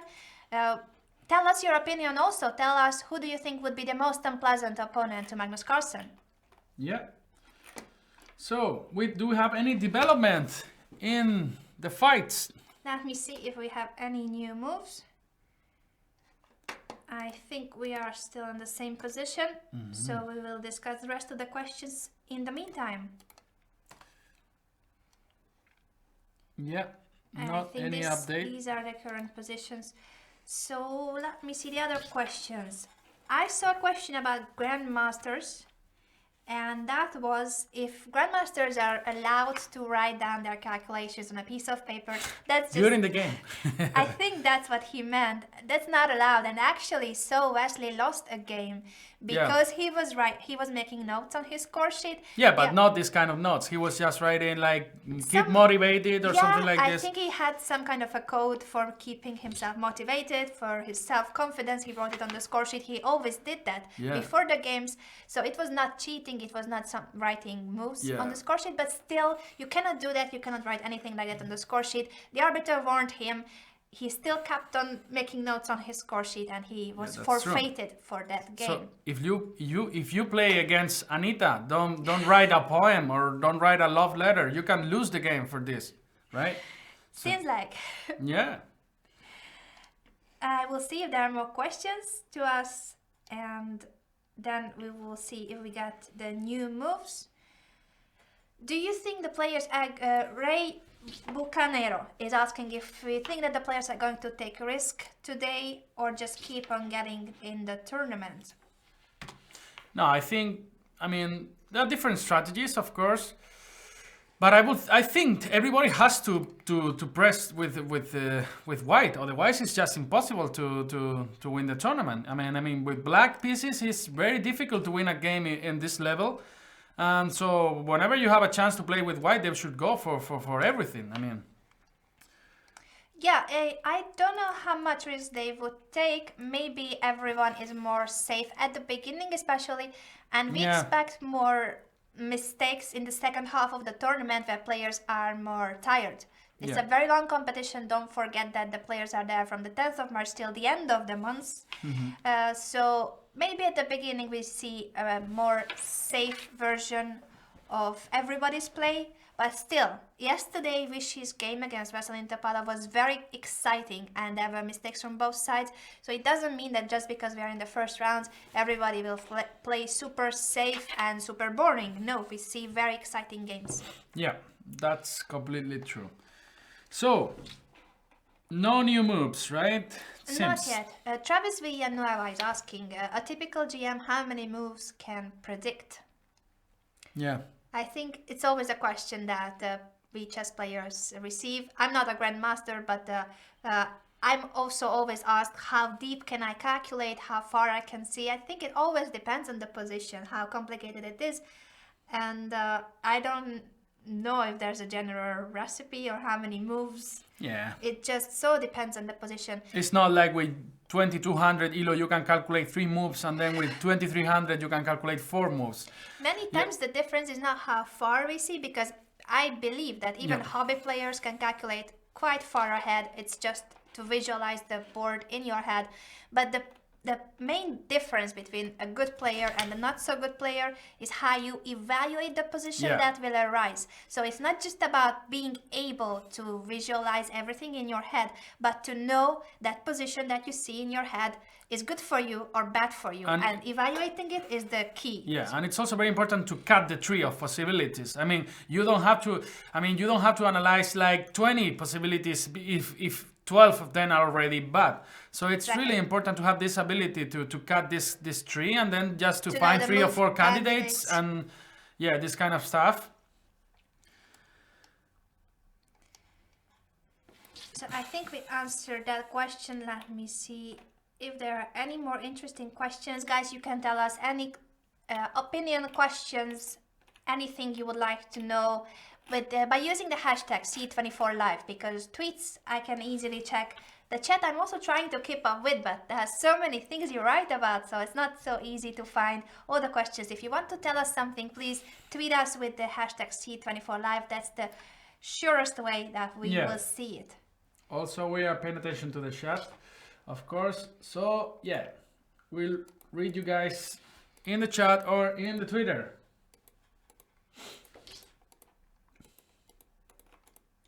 So, any more questions in Twitter or in the chat? We have this position here from Kanjakin and Nakamura. No new development, guys. Sorry for this. Pretty interesting position from the strategic point of view. This position that you guys are looking right now in the video.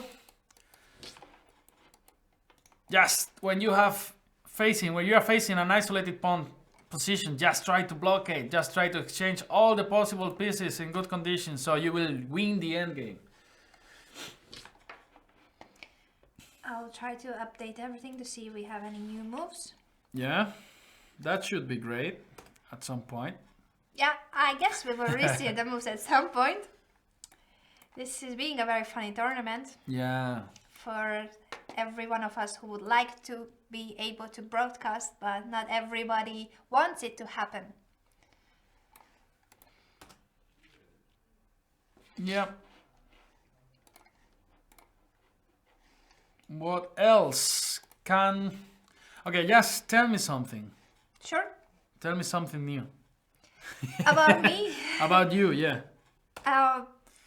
So, have you worked with a top player before, for example? With a top player, what counts as a top player? I mean, more than 2600. To work with, to train with, to have him as a trainer. Yeah, something like this, or I don't know.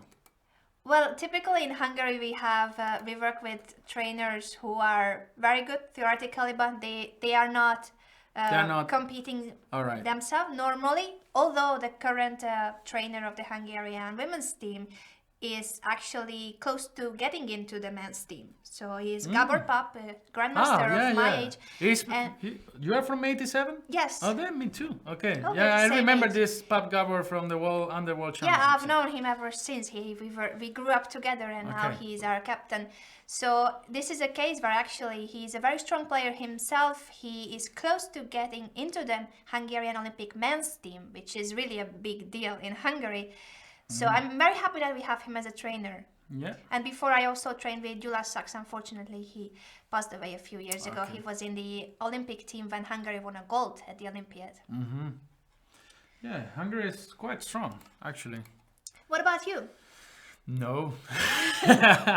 But you have many friends who are strong players. Yeah. I mean, I was working when I was a child with Matamoros, but he's not a top player, but he's one of the best from Latin America. Yeah, but was the coach that I had before. Of course, I know Paco and I know some of these guys, but I never worked with them.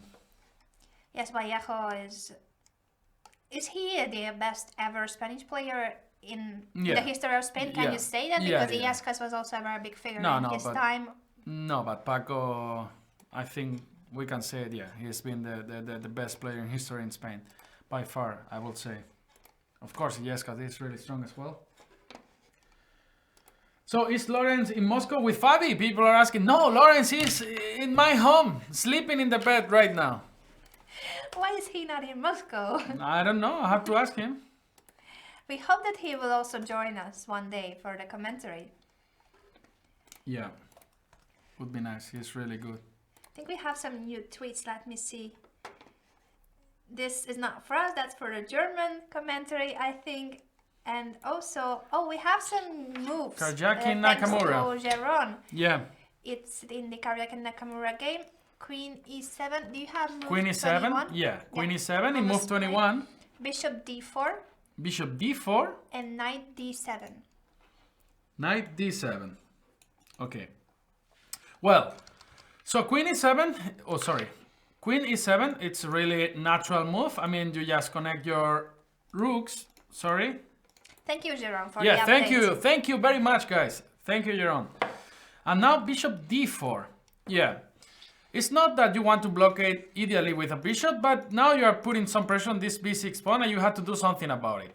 Okay, so move like b5. Now in the future, this c5 square could be interesting as well to occupy. And some plans like with b4 and knight c5 at some point could be interesting. But he played knight d7. He don't want to create more holes in his position. Yeah, so now I don't know exactly how to continue. I mean, these kind of moves come to my mind, like knight f4, for example, just putting some pressure here. My idea would be to retreat this guy here. Maybe some knight to d4 could be interesting, then aiming to go for this f5 square, trying to create another weaknesses, provoking some g6. And this idea with queen a1 is really, really interesting. Of course, you can always get a position with bishop e5 or something like this. But still, I love white position. I think there are many interesting strategical ideas here. And for Karjakin style, this position for white's position is really something that suits him. I think he chose very well the opening against Nakamura. Actually, Nakamura also helped with this because he didn't go for the King's Indian. It doesn't mean that he can only play the King's Indian with black, but he just loves the King's Indian defense. So today he went for the Queen's Indian instead, which is a much more solid approach. And now we see a position where white's position is slightly better, and it's quite a pleasant position. Anyway, I believe that Nakamura will create enough counterplay. I think this is the kind of position that Karjakin loves. And Nakamura, exactly. There are not so many, it's not so double-edged, so I think it's more quiet position. So I think this is a good position for Karjakin. So you think that Karjakin has a good chance of winning today? Yeah, I think Karjakin can try to put a lot of pressure here in this kind of position to Naka. Yeah. Any more moves from the users? I will see in the chat. I don't see any new tweets. Okay. Yeah, so I would love to put a knight on f4. And ideally, it should be the d knight, because then you will have more pressure on the d5 pawn. So this knight doesn't make so much sense to me. Yeah, then what do you do with the d3? Yeah, because then you have two pieces you have to remove from there to create some attack on the d5 pawn, right?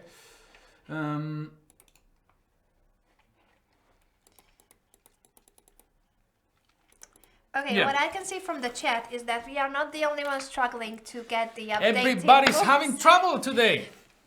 including the official website. So if the official website is also down, I think it's not a miracle that nobody has any new moves. And we are not receiving the moves from them. So, but if they don't have it at all, and who has the moves. Bring me the moves, guys. If you are in Moscow watching the games, please text us with the moves. We would appreciate it. Okay, we can answer more questions in the meantime, because this is just getting really funny. Yeah. So I'll go back here. Niels has said that he was very disappointed to see Swidler drawing Topalov. Well, sometimes if the position is that equal, even if you would like to try, you cannot really. Yeah. It's also, yeah, he is like kind of a rest for him, just a really easy game. I mean, he doesn't spend so much energy, and tomorrow they will be more ready than a player that has been playing for 10 hours or something. No? It's important to take some rest during the tournament, during these kind of tournaments. Not me. When I play an open or something, I just play all the games until I die. But yeah, in this kind of tournaments, it's good to sometimes to just have an easy game, to just rest a little bit for the next day. It's not good for us, for the spectators, but good for them, of course, and for the future. I don't know if this is true, but there is Dhruv Patel has said in the chat that Aronian and Anand drew. Is that possible? Could be. What can I say? Well, we are guessing if has it really happened, if anyone can confirm that, because we haven't received any new moves, so we don't know if the game is over between Levon Aronian and Vishy Anand. The last move that we have seen was bishop takes e3. I just see some more comments that I better not read out. You guys are very funny in the chat. Thank you for being so entertaining. Yeah. What about, we have any news from Caruana versus Giri? No, right? See, I don't have new moves. We can try to guess the moves. Let's play a new game. That's what we are doing all the time. We can play a new game. Let's guess the moves. We can reconstruct the whole game. Again, they're asking me why I shout so much. It's guys, in the Spanish culture. And if you see me trying to do some Bante Blitz in Spain, you will just have to run from your house. I mean, even your neighbors will hear me. I'm sorry about that. But I think it's that Spanish people are so emotional and so passionate when they talk. It's when you travel in Spain in the metro, and I lived in Madrid for many years, and that is just like, you think that someone is talking next to you because it's so loud, and then you see the person standing in the other end of the train and you hear it clearly what he is saying. That's Spanish culture. That's a big difference for me between Germany and Spain. So I don't hear my neighbors anytime. Never. And I hear in Spain, I hear the neighbors that I live in three floors up, you know, and they hear me. So. In Spain, what I always hear clearly is when... maybe we have some more moves? Seriously? No, let's see. Just 1 second. Sure. I was just saying that what you can clearly hear in Spain is that when there's a football match, I never miss it. Even if I don't know that there's a football match that day, you can clearly hear it thanks to having neighbors. So Spanish people are not only loud, but they are very passionate about football. And I think I started to like football more by living in Spain. Go Real Madrid. Yeah, so I think we have more moves. No. Anand versus Levon Aronian, yeah. So, what's going on here? We were in this position. Sorry, guys. And also, yeah, if someone could confirm that the game between Vishy Anand and Levon Aronian has already ended in a draw, that would be a big help, guys.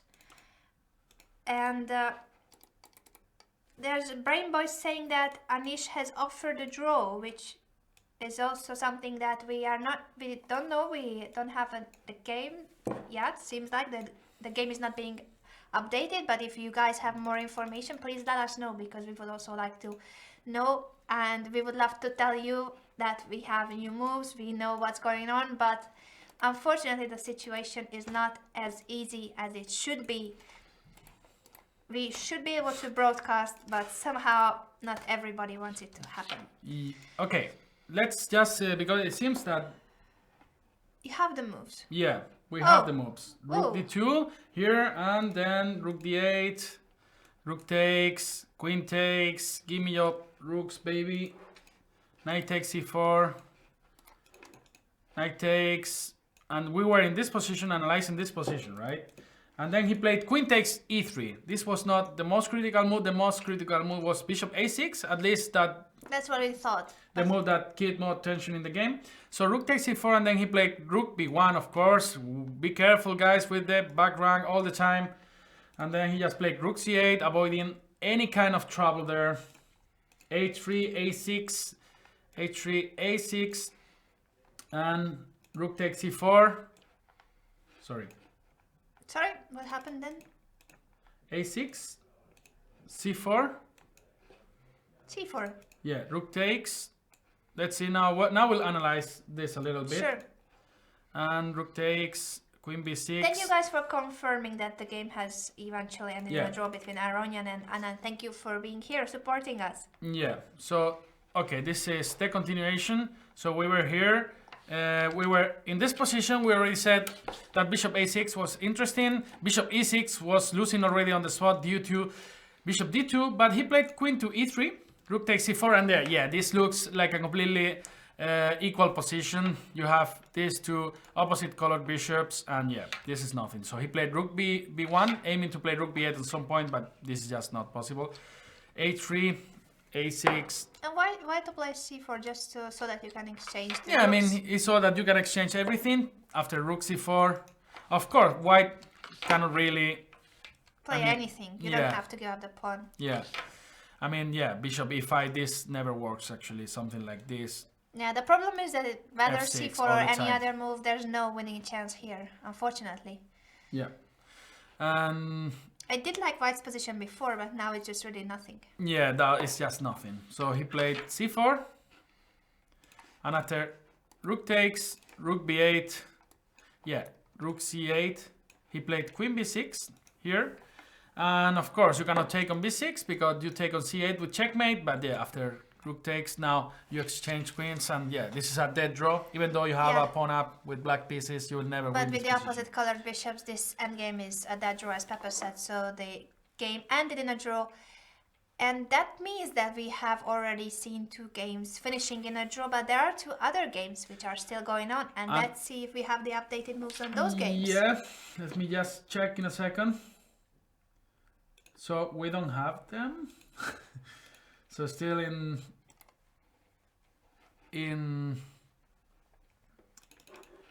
Fabiano Caruana's game, this was played e6, knight b8. Sorry. Knight b8. He played knight b3, I guess, queen d6. And then he played g4, if I'm not wrong, bishop exactly, g6. Bishop g6 and knight h4. Knight h4. Knight c6. And then he took here and queen c6. And this is the position that we have, guys. This is the position that we have. There are some more moves. There are some more moves? Yeah. Ah, yeah. Yeah, that's true. We have the moves, finally. That's completely true, Anita. So he played bishop d2. So we said that this bishop f4, you had to take in account this bishop b4 was followed by g5 some lines. So he played bishop d2.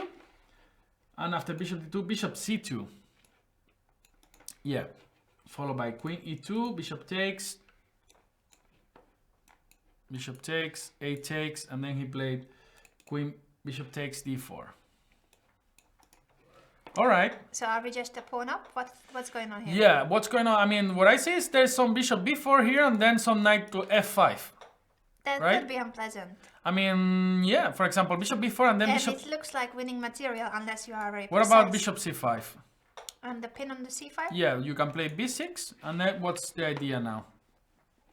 But probably this is forced because if we go back after bishop b4, what Peppa was saying, but he is very quick. So let's just say it, that after rook e8, capturing on e7 and knight f5 is a double attack. Right? That's the threat. And this is what black should avoid. That's why bishop b4, bishop c5 could be the response. I think this is the only move, right? And rook c, in case of rook c1. This looks a little bit unpleasant. I mean, maybe a knight f5 here or something like this. Or not, maybe not. What are we gonna do? How can we regain this pawn? Maybe take and then queen to c2 or something like this? Yeah, queen to c2. Give me that pawn. And then this could be a little bit unpleasant, but you always have a lot of counterplay here on the b file. So for example, let's say rook a b8, and then you take here, take. You cannot take on b3 actually, because rook takes c7 would be really unpleasant. But just c6, for example. Just c6. This pawn is really dangerous, but you have a lot of counterplay here. Dangerous pass pawn, yes, I agree. Still, it's getting a bit unpleasant for black. I would not like to play this with black, and I'm really hoping that Anish will defend the best way possible, because I don't want him to lose this game. So, yeah, there are some ideas here. I want to play knight f5, but not so sure what's going on here. This is the direct attempt. I mean, you have to take, otherwise, for example, a rook e8, you can play rook e8, but then I take, and then I take on c6. This pawn, I think, is just too dangerous.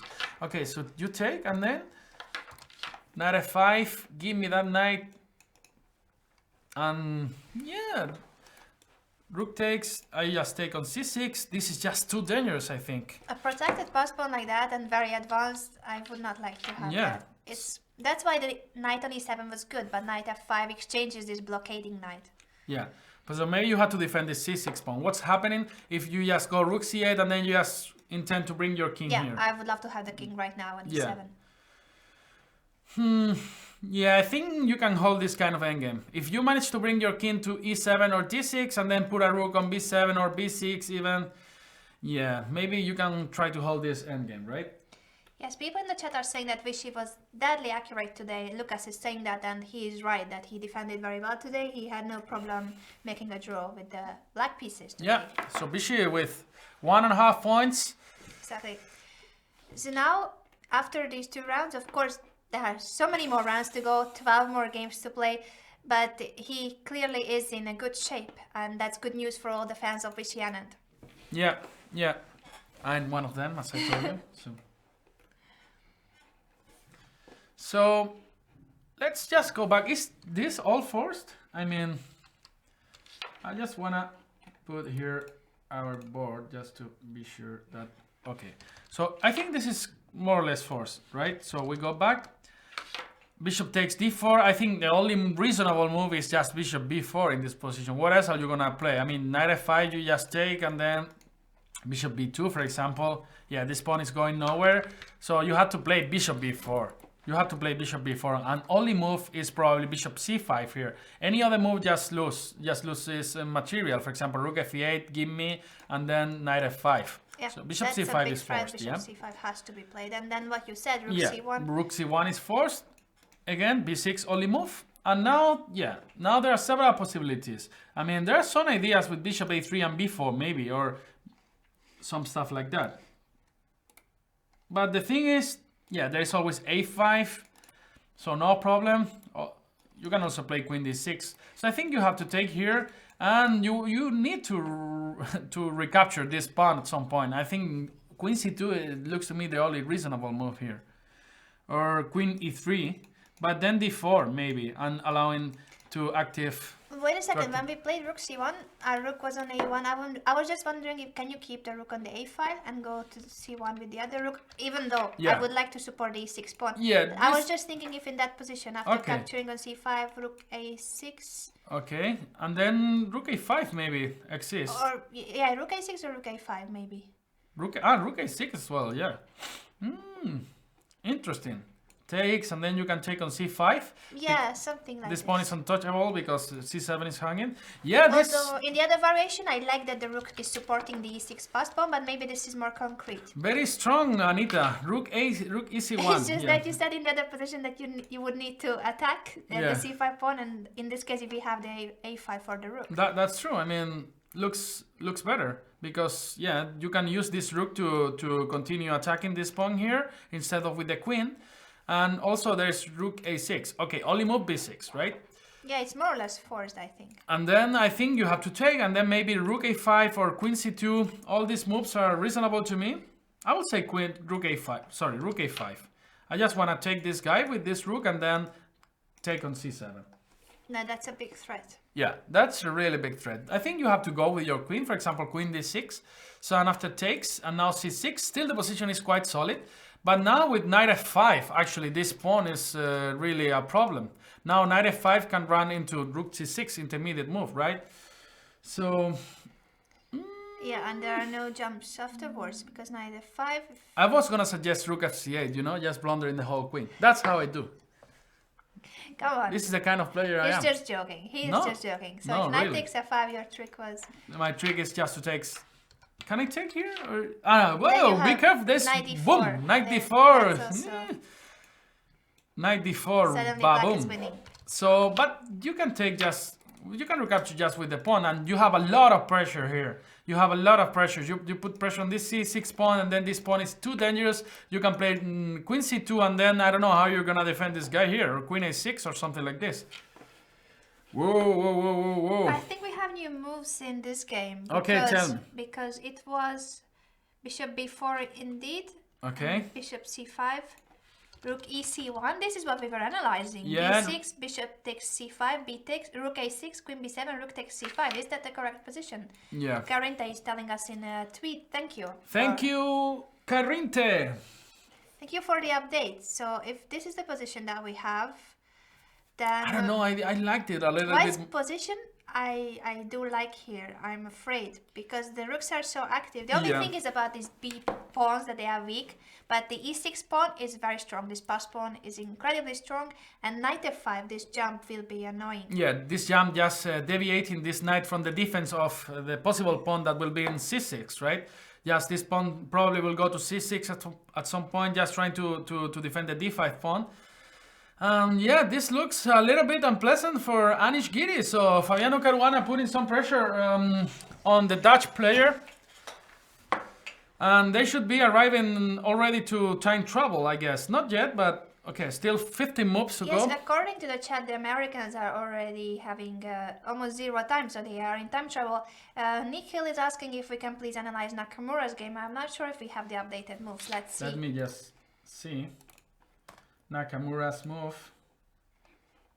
No, we don't have the moves. At So least we would in love to analyze it, but we don't receive the You can moves check there. yet. I will try to get the updated position. So Fabiano trying to beat Anish Giri, trying to achieve his first win in this tournament. This will give him a lot of energy for the rest of the tournament. Lawrence should be now in our house, in my house, like doing like this. Maybe he can try to win today. We'll see. We'll see. Interesting position. This knight f5 finally is gonna come at some point. g6 looks just so terrible move in this moment. I don't think, but maybe it's the right move, right? Yeah, because the only bad thing about White's position is this h4 knight. So if you could do something about knight f5, it would be good to prevent it. It's just that g6 weakens the black king, so it's something that you don't really want to play that much, but maybe that's the best maybe move. That's a move, yeah. Maybe that's what he has to go for. So one of the... Banana is saying that Caruana has 8 minutes. Yeah, one of the users I think is... Let me just check, okay. And Anish 36 on the clock, so I'm happy that Anish has a lot more time at least, because this position is really tough and he should defend very precisely. Okay, and one of the users is saying, okay, I would love Fabiano Caruana beating the... I like seeing the players beating the Berlin defense. This means, yeah, I also kind of agree with this kind of statement, because, yeah, actually it's not a surprise that the Berlin defense is not so interesting, not so exciting opening, right? So when black players lose with this kind of opening, they stop playing it. So you think that Anish would stop playing it? No, no. But I mean, I like this kind of stuff, you know, when white players beat the Berlin. I also agree with this, even though I'm a Berlin player. So it's just very hypocritical, yeah? All right, so... I will see if I know what happened in Nakamura's game, but there are no updated moves. It's not our fault, guys, so please be patient. We are trying our best to commentate this event. What's happening is not because of us. Yeah, it's been really difficult. We are sorry. We are really sorry for this, guys. But another question, how is pronounced Giri? I think it's just Giri, right? I think so. You know what Giri means in Spain? Yeah, it's used for foreigner people. Yeah, it's used for foreigners. Many times I'm told that I'm a Giri. Yeah, you had a Giri. Yeah. All right, so we say we are in this position. A lot of pressure for Anish Giri in this position. Knight f5 is coming. Maybe he should play g6 just here in this position. And there are some ideas now. Maybe now that this knight is not able to come to f5, maybe you can try to regroup. Or maybe f3 and d4. Yeah, this looks interesting. You have also to pay attention to this kind of reactions with f5. So maybe knight f3 now f5 would be just a terrible move because you have these squares now, dark squares here. I think Magnus Mikkelsen is saying that Anish played rook f e8 and there Caruana is still thinking and has less than 5 minutes left. Rook f e8. Fabiano Caruana just with 5 minutes. He has to... Okay, we were saying that this knight f5, if we are allowed to do it, why not? I mean, he captures here, we can just recapture with our g-pawn, and what's the problem, right? Also, yeah, we want to deviate this knight from the defense of the d5 pawn, so this looks completely natural. The b3 pawn looks untouchable because c7 is hanging, and this pawn is more important than the b3 pawn, right? And also the rook on the 7th rank would be too strong. Yeah, it would be really strong. Whoa, so... I'm scared. What else? Here, I mean, with black, I wouldn't like. What about this endgame? Looks not so dangerous, right? I mean, here, it's still I think it's better for white. And this is also possible. You can try to go rook b7 now. Why not? Why not? This also looks good to me. Queen to b5. I'm more scared of knight f5 if I had to play this position with black. It just seems like even your king can be weak sometimes. Yeah. But of course, I wish that Fabiano exchanged queens and then I would be it's also dangerous, I think. worried, maybe. It's also dangerous, I think. He did play queen b5. Thank you guys for updating us with the moves. You guys are great and thank you for helping us with the broadcast. Queen b5 was Queen played. b5 was played. Okay, knight f5 looked really unpleasant as well, but I think this endgame is also unpleasant for black. Yeah, and when you are in time trouble, I think people tend to go for simplifications. Queen b5, just avoiding any kind of... Yeah, so he makes sure that lines. probably he's not gonna lose this endgame. And still, it's very unpleasant, I think. This knight, I mean, it's not doing... hasn't got an active role here in this game, and rook b7 is coming, so... And the problem is that you cannot take the b5 because the a7 pawn will also be hanging and then the c7 pawn drops as well, so you cannot go rook b8 here. You would love to exchange the rooks on the b5, but it's just not good here. Okay, and we have some development in Karjakin and Nakamura's game. Finally, we have it here in our site.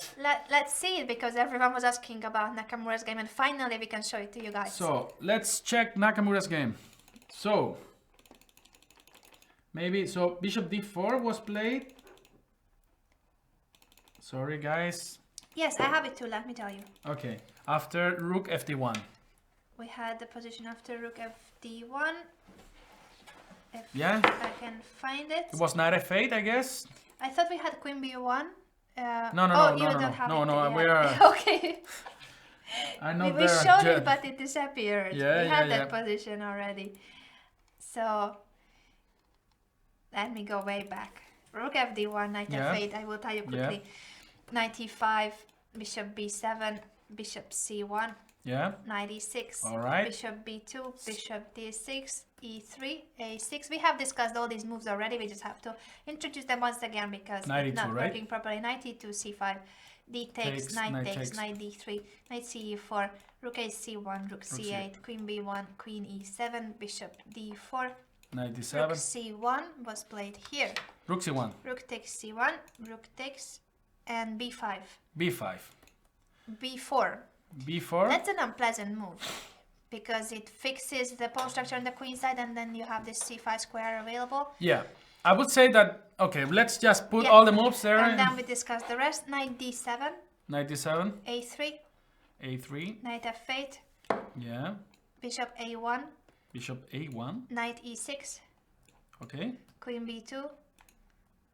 Yeah. Bishop c7, and I think that's the last move we have. All right, so let's go back a little bit. So b4. Yeah, normally I think this is great to play when there is not a knight coming to c4. Exactly, because if not, it will be an outpost on c4. Yeah, so, but we have an outpost for us on c5. That's why b4 is a strategic correct move in this moment.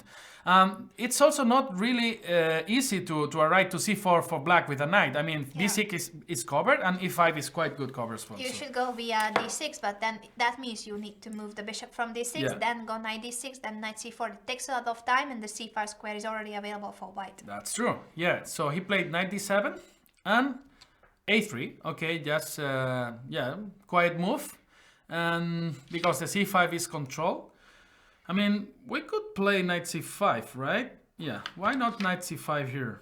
I'm wondering. No, okay. No. Too many pieces. Yeah, you have 3 pieces and we have just 2. So still not possible to play knight c5. Yeah, we need to prepare this move. Yeah, a3, and then he played knight f8. Yeah, there's no proper way to arrive to c4. So knight f8, you want to go to e6? Yeah, but then you can just go back.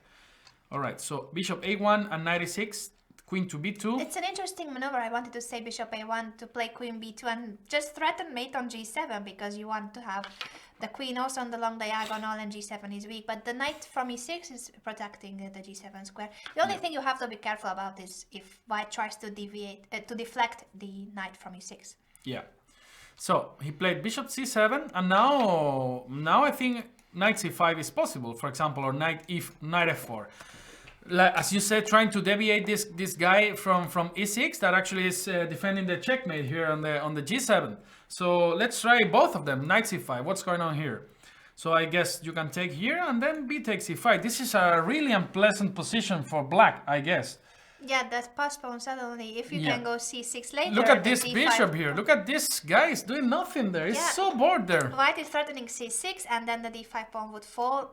Also, the c post pawn is very strong. Look at these little monsters. They control really important diagonals. 2 fianchetto bishops. Yeah. I don't like black's position. But is it any forced? The queen is on a2, people are saying. What happened? What happened here? Why do we have... But didn't he play queen b2? That's very logical. He went for queen a2.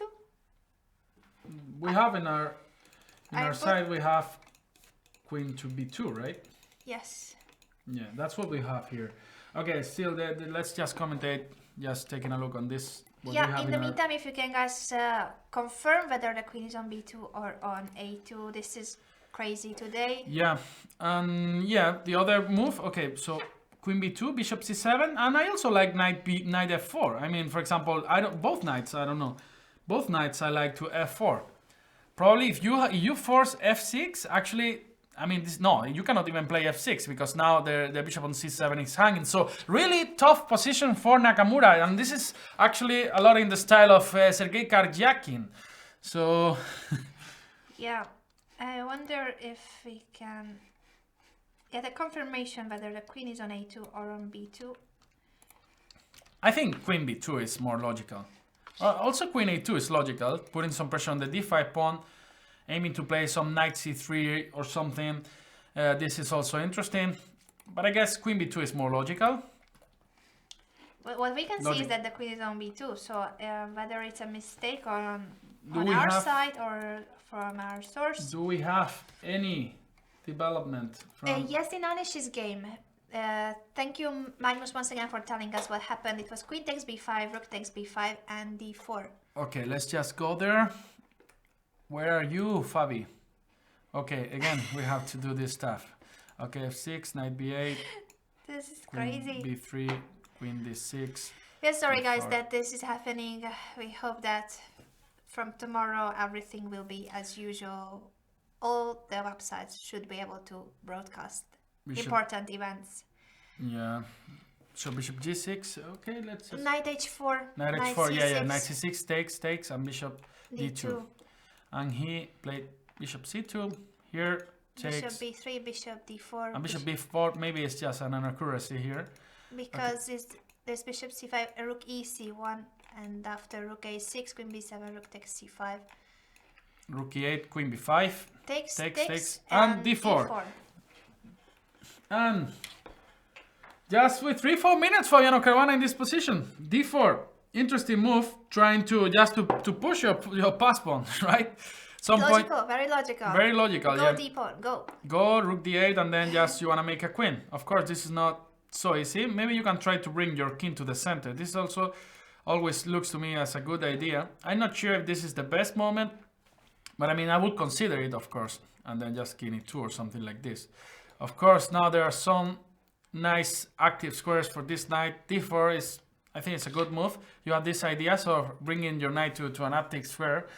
But for example, you have this plan as well to fix I mean, to protect the pass pawn Yeah. with f5. Yes, it's still unpleasant, but I think I would have been more worried about this position with the queens on the board because the black queen was not very active, and also I was a bit worried about the black king in some of the positions, so I thought that knight f5 was more accurate for white, but of course without time on your clock, this is just a better endgame, so why not go for that? That's what Fabiano thought. Queen b5, queen takes, rook takes. He's better, but we will see if this advantage is enough for the full point. Yeah, so there are some moves, looks like queen a2, bishop c7, knight to d4 in Nakamura's game. But now if you go back, we will lose once again these moves. So should we go to that game? I really love that game. Let's go, and the queen is on a2. Let's go, but you know what happens now, right? Yeah, now it's good on our side as well. You know what happens now. I will know the games by heart. I think we have to repeat them so many times. But this, knight f8, bishop c1, knight. Which move were the knight e6, bishop b2, bishop b7 was it played here? Knight a5 or something. Yeah, it was in the other move order actually. Okay. Anyway. Yeah, we got the same position. a6, knight e2, c5, takes, knight d3, knight e4, rook c1, rook c8. Queen b1. Yeah, and queen e7, bishop d4, takes, b5, b4, and knight d7, I guess, a3, knight f8, queen a2, bishop a1 first. bishop a1, knight e6, and queen a2. Yeah, that's what he played. And that's it. No, queen a2, bishop c7. That's bishop the position C7. Because we were checking this position with the queen. And then they were saying knight to d4, I guess. So some guy was saying here. So actually we had this position, but the queen is not on b2 as our system said, but the queen is actually on a2. What's the idea behind queen a2? What do you think? Okay, bishop c7, knight d4, bishop b6. This is what they're saying. Yeah, so the queen from a2 puts pressure on the d5 pawn. Yeah, and there are some ideas now, maybe even try to play some knight c3, because as already we said so many times, exchanging pieces normally is a good idea. So maybe knight c3 putting pressure on the d5 pawn, then some exchange from knights will allow this guy on g2 to put some more pressure on the d5 pawn, added to the value of this queen on a2. Yeah, and people are asking where I was born. Yeah, Granada. It's a really beautiful city. Guys, you need to come there and to try the tapas. You know, tapas is free food, basically, that you get. You order a beer. And you order a beer or a Coke, and then you get some free food. This only happens in Granada. And in some other cities of Spain too, but Granada is a really nice place. It's a mix of cultures. Yeah. In Arabic and Spanish culture, and it's really interesting. We have the Alhambra, that's really famous. One of the most visited monuments, but yeah. So I'm not paid by the... Are you? By the mayor of Granada or something. I just love my city. All right. So, queen a2, bishop c7, and knight to d4. This is extremely normal move. I mean, in this position, there are so many great moves, I think. I mean, knight to c3 maybe allows... I mean, I also like knight to c3, this idea. Maybe you can play rook d8 or something, but okay. It's more natural. I agree that to blockade this pawn, like knight to d4. Of course, some exchange of this knight is just extremely great for white. You see this difference between this guy here on b7 and the bishop pair of white. It's actually extremely good. And at d4 square, as we mentioned, when there's an isolated pawn, the square right in front of the pawn. So now the d4 square is a very good square. It's an outpost for white's pieces. Yeah. So he then took, of course, and he played bishop f6. And there are many interesting tries here. I mean, some knight f5 at some point should be interesting, but I think guess queen g5 is okay. Queen g5 is okay, so now you have to go back probably. And of course, maybe he is planning to take on d4, but let's say for example, you play something stupid, like bishop b2, Even it's not that stupid, but the question is what happens after the trading of all those pieces. Yeah. And it changes the pawn structure. So it's not only about exchanging the minor pieces, it's about this pawn structure now suddenly symmetrical. Exactly. I would say this even is so great for white anyway, because now you have just this bishop against this bishop. It's a good bishop versus bad bishop. Nice out spot for a knight spot for a knight on c5. This is just extremely great for white to play. It's extremely pleasant to play. I think this is a moment where we should explain a bit more. If you can go back to that position, because I think for a hobby player, it's not so easy to understand why such a symmetrical position can be so good for white. And what Pepe was saying, if you can go back to the position with the exchanges on d4 and after he takes d4. So the position, yes, the pawn structure is symmetrical, almost identical, but the white bishop, the g2 bishop is much better than the b7 bishop. The b7 bishop is passive. It's just blocked by its own pawns. All the black pawns are on light squares on the queen side, so that restricts the mobility of the bishop. And also what he was referring to with knight c5 is that if we jump to c5 with the knight, when black captures there, I mean, you either let this monster be alive on c5, or if you trade the knight, then we will have a passed pawn, a protected passed pawn or on a rook c5. there putting some more pressure on d5. Yeah, actually, after rook takes c5, the d5 pawn might fall, or we capture with a pawn and that's a protected passed pawn. Both are good options. Yeah. So people are saying that Karjakin played h4. Which position? Here after bishop. Here h4 here, which is also, I think, natural. I mean, you give some pressure to your king. Maybe you are threatening now to play knight f5 and then you avoid this queen coming to g5. That's the idea. And of course, as we saw, this is an extremely similar position that the one that we were discussing just 30 seconds ago by Anita. So this is extremely great for white. That the pawn is on h4. It's funny how these very strong players make moves like this, and sometimes you believe that, oh, why is he doing it? He wants to go h5, h6. Not really. It just, as Pepe said, more space for the king, takes away the g5 square where a knight could go. Black's knight cannot maneuver to g5, the queen cannot go to g5. So it's a prophylactic move. It's not about attacking the king. That's true. Let's say black plays on slow move, and now knight f5, boom. This looks a really nice place for this knight. You cannot go to f6, not to g5. You have to go back maybe to d8. And yeah, then knight to c5, queen to b2, everything's coming. Yeah, knight to a4 later. Very, very unpleasant with a knight on f5. So the h4 pawn helps this knight f5 maneuver. The knight is very well placed on f5, and suddenly it would become very dangerous. Look at this knight, how they're jumping. They're getting so crazy here. They're getting so crazy. Oh, I start to dislike this position for black. For black? Yeah. To dislike. Yeah. Completely dislike. So he played h4 here, waiting for the moves. This is a bit... okay. Let's try to see. I'm worried about Nakamura.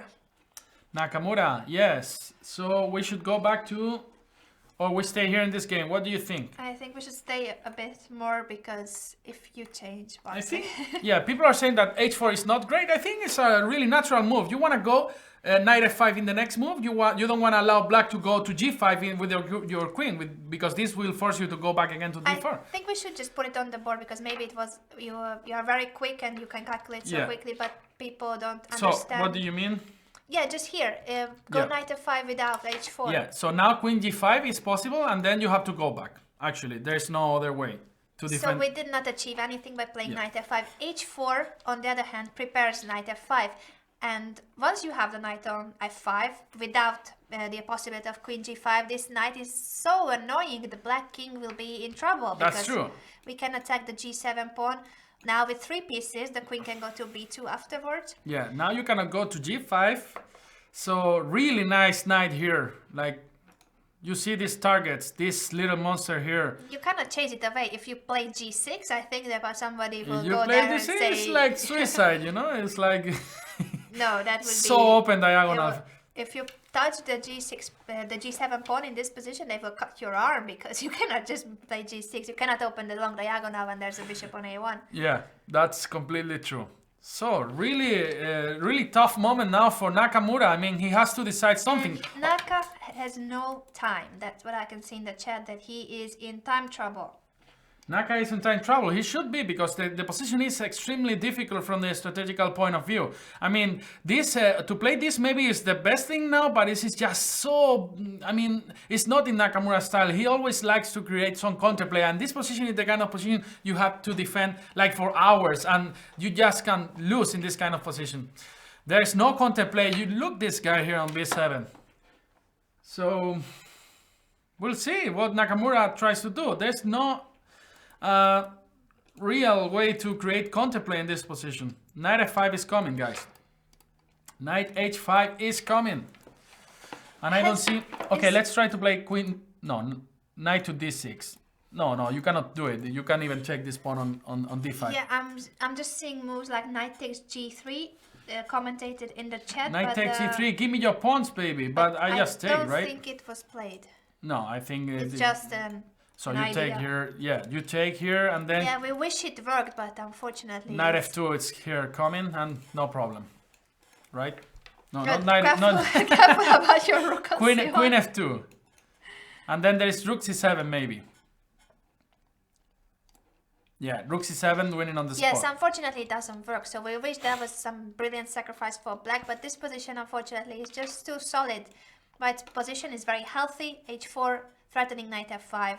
I really like White's position. So people are saying Nakamura has sacrificed the knight on g3. This is seriously? True? Knight takes g3 was played.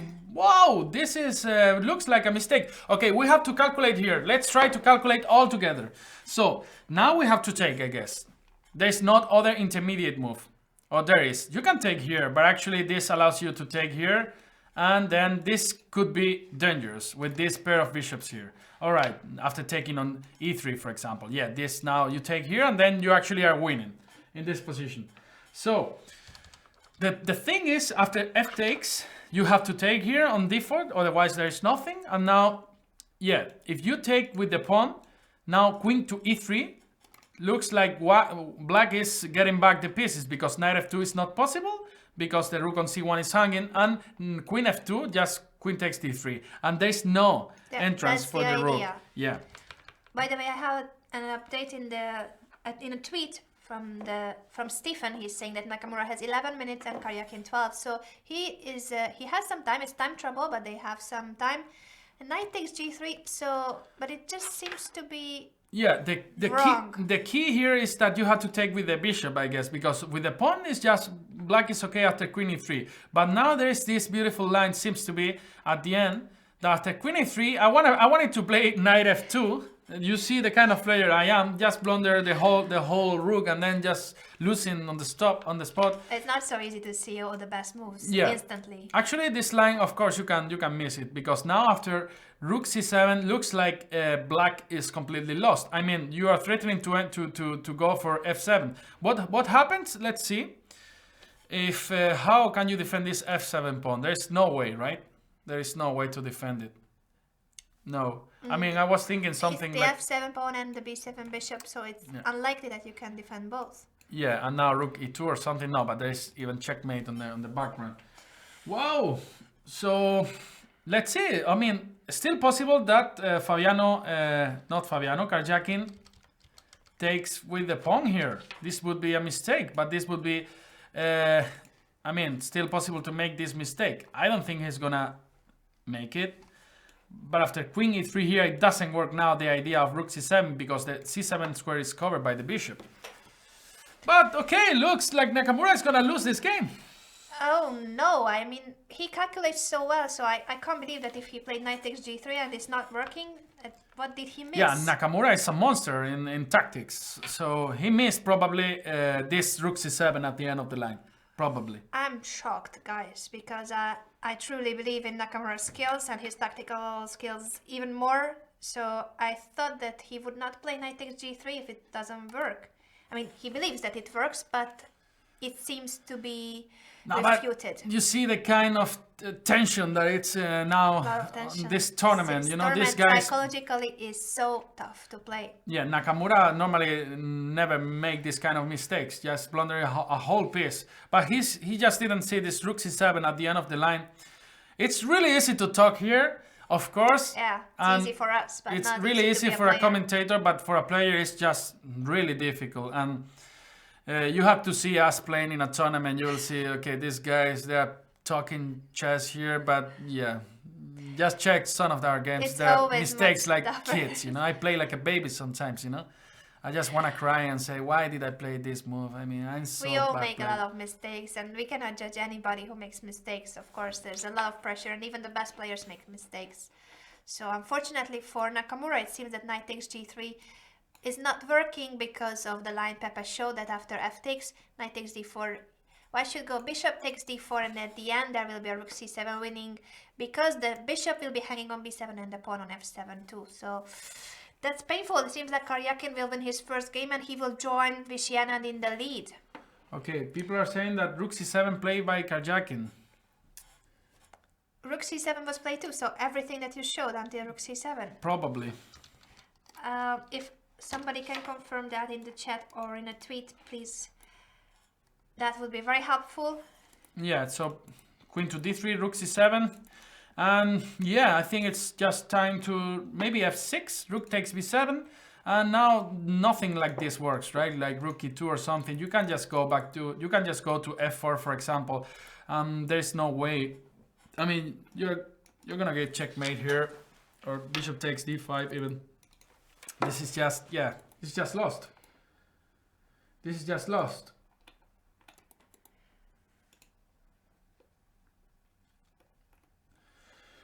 All right, so on our side we've just had the move knight takes g3, and I don't see new moves, so we will wait for the updated moves. And at the same time we should try to see once again what happened. Oh, Naka is shaking his head after knight takes g3, so he did realize that it was a mistake. Yeah, great, big mistake by Nakamura. Yeah, easy to make this kind of mistakes with all of these nerves and tension. I mean, when I was playing this under 14 Spanish tournament, you know, I was so nervous, you know, like my hands were shaking. So I cannot imagine just fighting for the strongest tournament, one of the strongest and most unclear candidates tournaments. And it's so important to perform well. If you want to be a world champion, you need to win the candidates first. A lot of pressure on all the players. Yeah, that's true. So we should go back to Caruana. What do you think? Let's see what's going on in Caruana. Okay, we have the Karjakin's games updated in our site now. Looks like, yeah, he played knight takes g3. Yeah, and now Karjakin thinking. Let's go back to Nakamura, to Caruana, sorry. Yeah, we have some development in this game. What's going on here? What happened? Do you have the moves? Yeah, we have d4, knight f5. Yeah, we should go back here. And of course, we need to do our stuff, you know, just...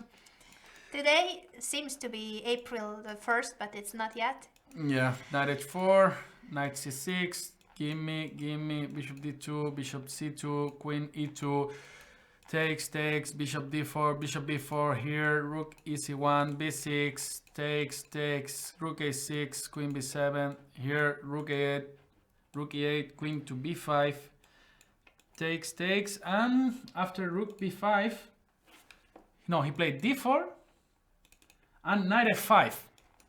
Yeah, this looks natural as well. I mean, but the thing is, like, this pawn runs a lot as well.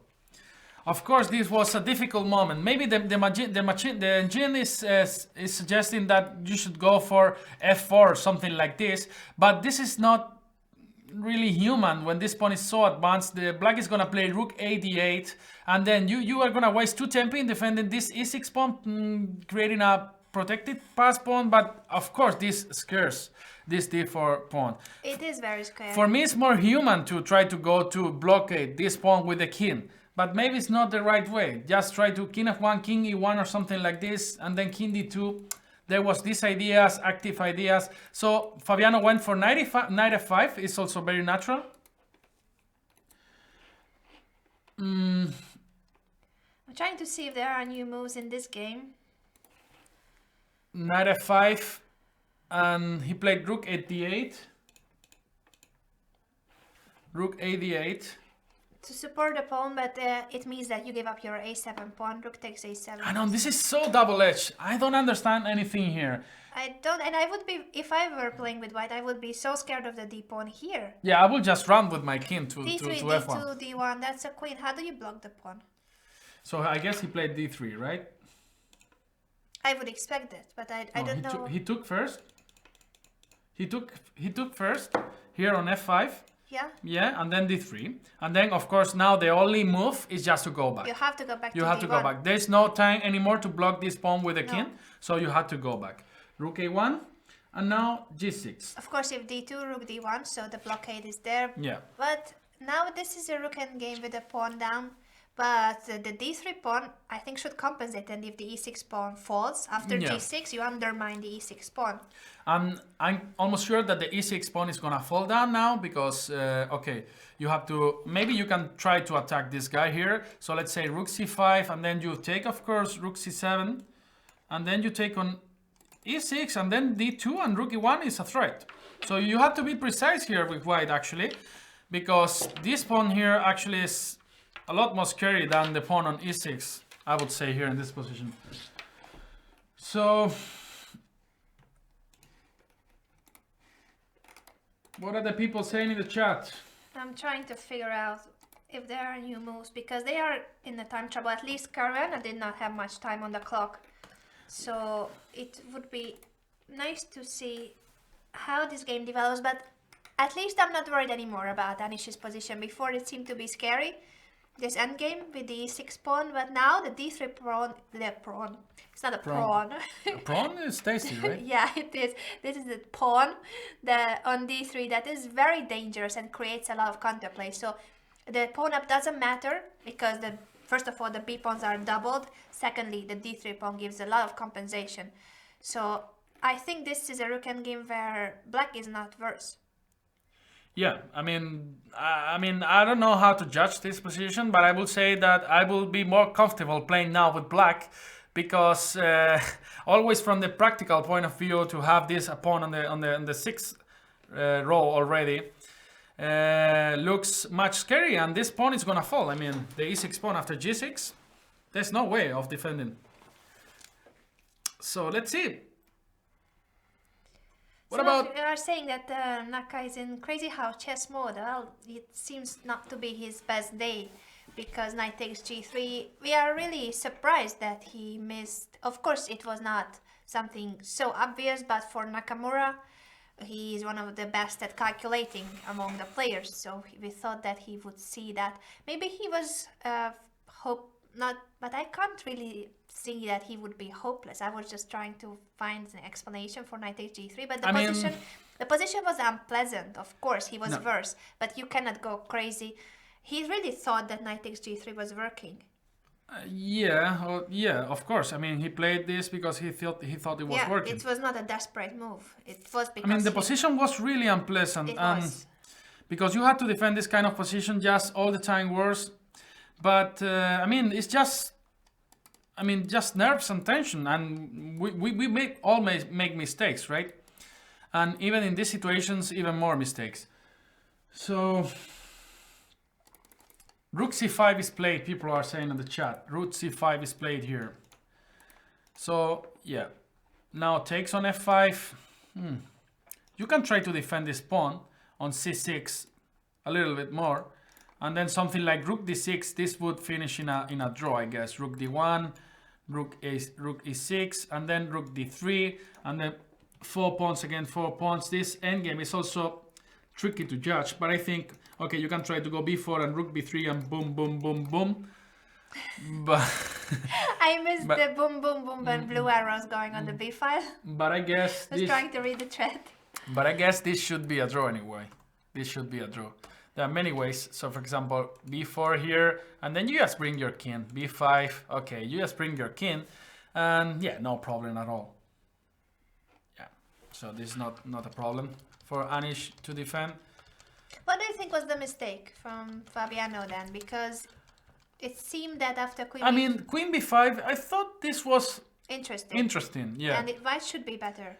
But d4? I mean, I like d4. I'm not so sure here what to play. I mean, it's not obvious to me because maybe the engine is suggesting some moves like f4 that I was checking before, but I wouldn't play f4 here. I mean, I wouldn't play f4 because rook d8 and d3 is coming, and yeah, your rooks are on the 6th and the 5th file. It's not easy to play here. It's not easy to decide. I will just play king f1, but I think it's not. I will just go king f1 because I'm just too scared player. I mean, so I'm too scared about this pawn on d4. Just try to go to e1 and d2 or something like this. We have some new moves thanks to you guys on Twitter. So it was in the position with knight f5. Yeah. So have you had that position? Here. It was rook c5 or what? Yeah. Let me just see rook c5. I'm messing things up. Knight f5, rook a d8, rook takes a7, knight f5, g takes, d3, yeah, rook a1, yeah, g6, rook c5, g takes, rook e7 was played. Rook e7 was played. All right. Rook d1. Rook d1. And now g takes f5. So now first he protected the pawn on c7, and now he's threatening to capture on e6 after g takes f5. I think this should be fine, but rook c6. Rook c3, I guess also rook c3 is possible. Just trying to simplify everything. If you want to make a draw already. This should be completely a draw, yeah? Rook but I think rook c6, Fabiano is still trying to find something in this position. He's still trying to win it. Because rook c6 protects the passed pawn at least. He played rook c6 here. Yes, so he doesn't want to give up the e6 Yeah, but pawn. I mean something like rook d6, this we were checking before, this looks like a draw anyway. Anish played after rook c6, rook d4. Anish played rook d4 here. King g2. Yeah. And now... Now, of course, rook e4 looks like a draw again. King g7, king f3. Yeah. King... King f6 is not possible. King g6, maybe? Perhaps, and rook c4. Is that possible that that's the position? And sorry, what did the rook last? c4. Rook c4.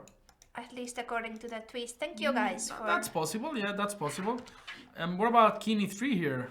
King e3 looks like a draw again. Rook d6, I guess, or rook e4. Rook e4, then you can take here. Yeah. Looks like a draw. Anyway. So...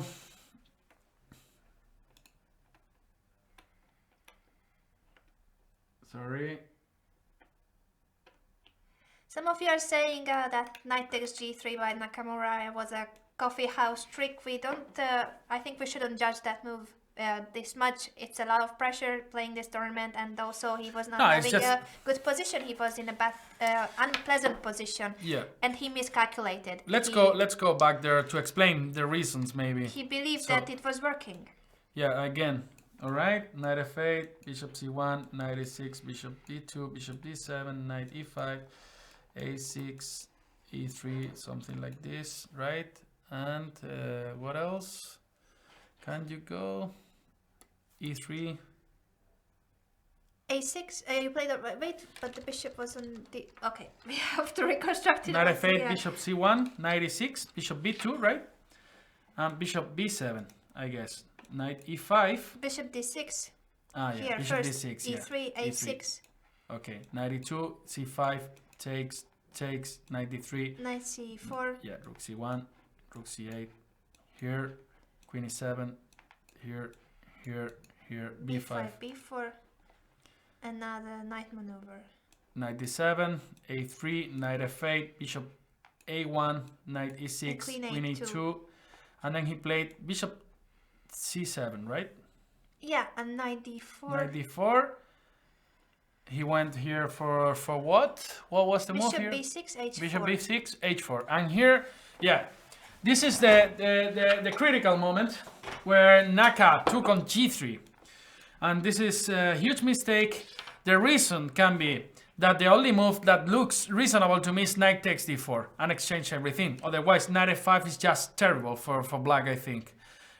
After knight f5, this position is so unpleasant for black. Of course, Naka didn't want to go for that. And if you have to capture on d4, this is what Papa was explaining, that even though the pawn structure is symmetrical, the g2 bishop is much better than the b7 bishop, and white has this c5 square for his knight. So this position too is inferior for black. Yeah, you can play something if they attack you on d4. You can play queen b2, rook e1, knight c5 or something like this. This looks just extremely good for white. This is the kind of position that Naka doesn't like at all, I think. It's not a decisive advantage, but it's a very pleasant advantage, and to play it with black, that's really suffering.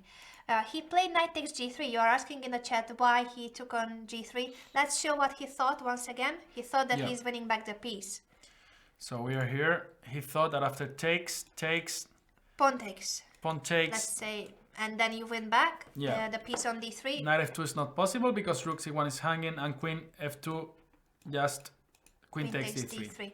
The problem is that after knight takes, bishop takes d4 is the good move, because at the very end of the variation you do win back the knight on d3, but rook c7 wins the game. The bishop on b7 is hanging, and the f7 pawn too is hanging. And it's not about the pawn, it's about your king. Queen f7, queen g7 is mate, or queen f7 and rook queen e8. Yeah.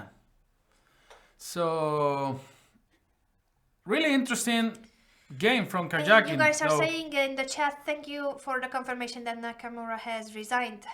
Unfortunately for Nakamura, it wasn't a good day. He did not get a very pleasant position from the opening. Maybe he's regretting a bit his opening choice. Normally he has a lot more counterplay.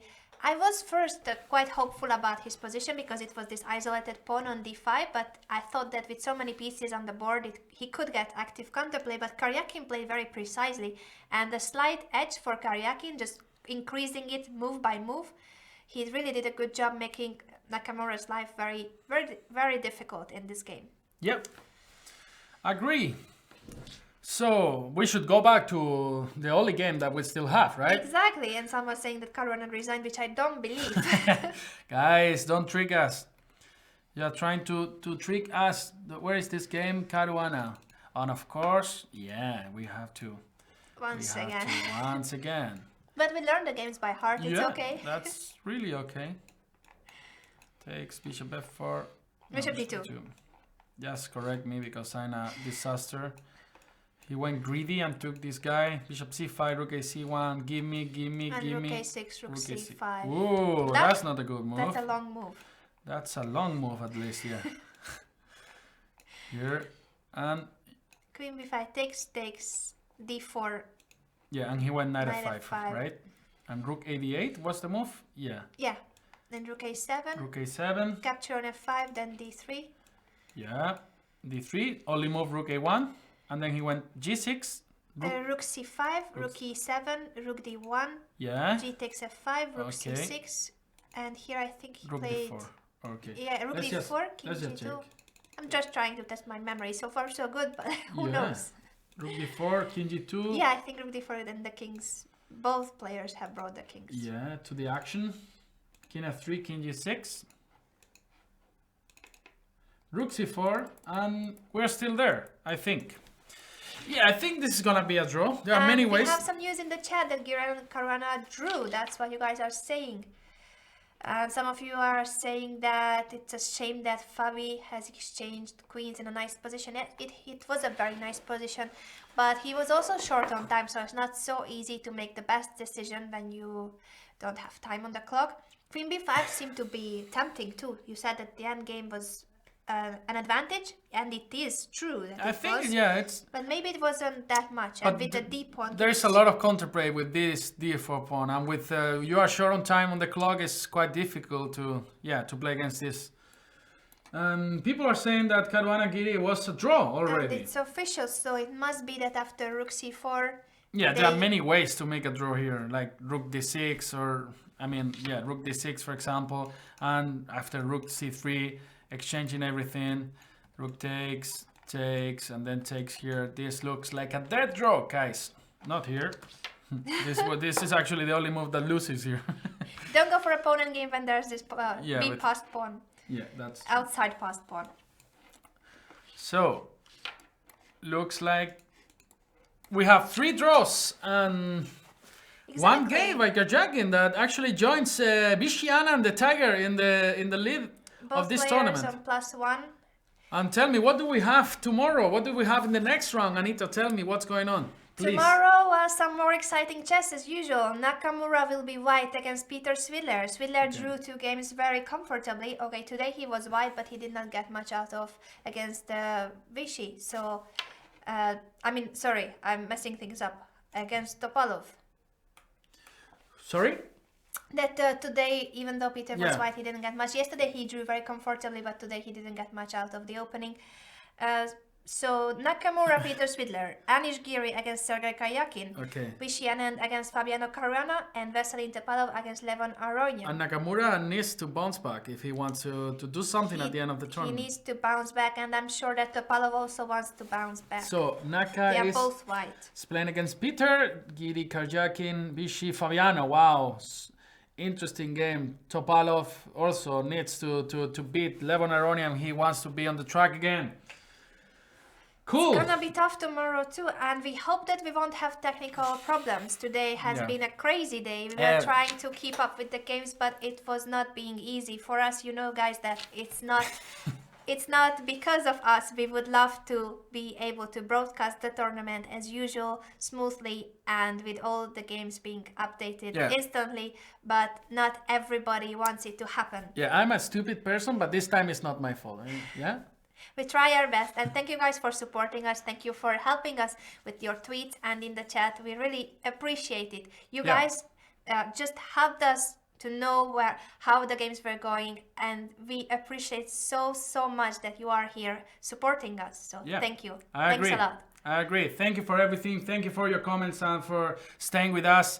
And I hope to see you tomorrow, right? Tomorrow we will be back as usual at 1 o'clock Central European Time. So join us tomorrow too for round 3 of the Candidates Tournament. And have a lovely day in the meantime. See you. Bye-bye. Give me 5. All right. That's it. Bye.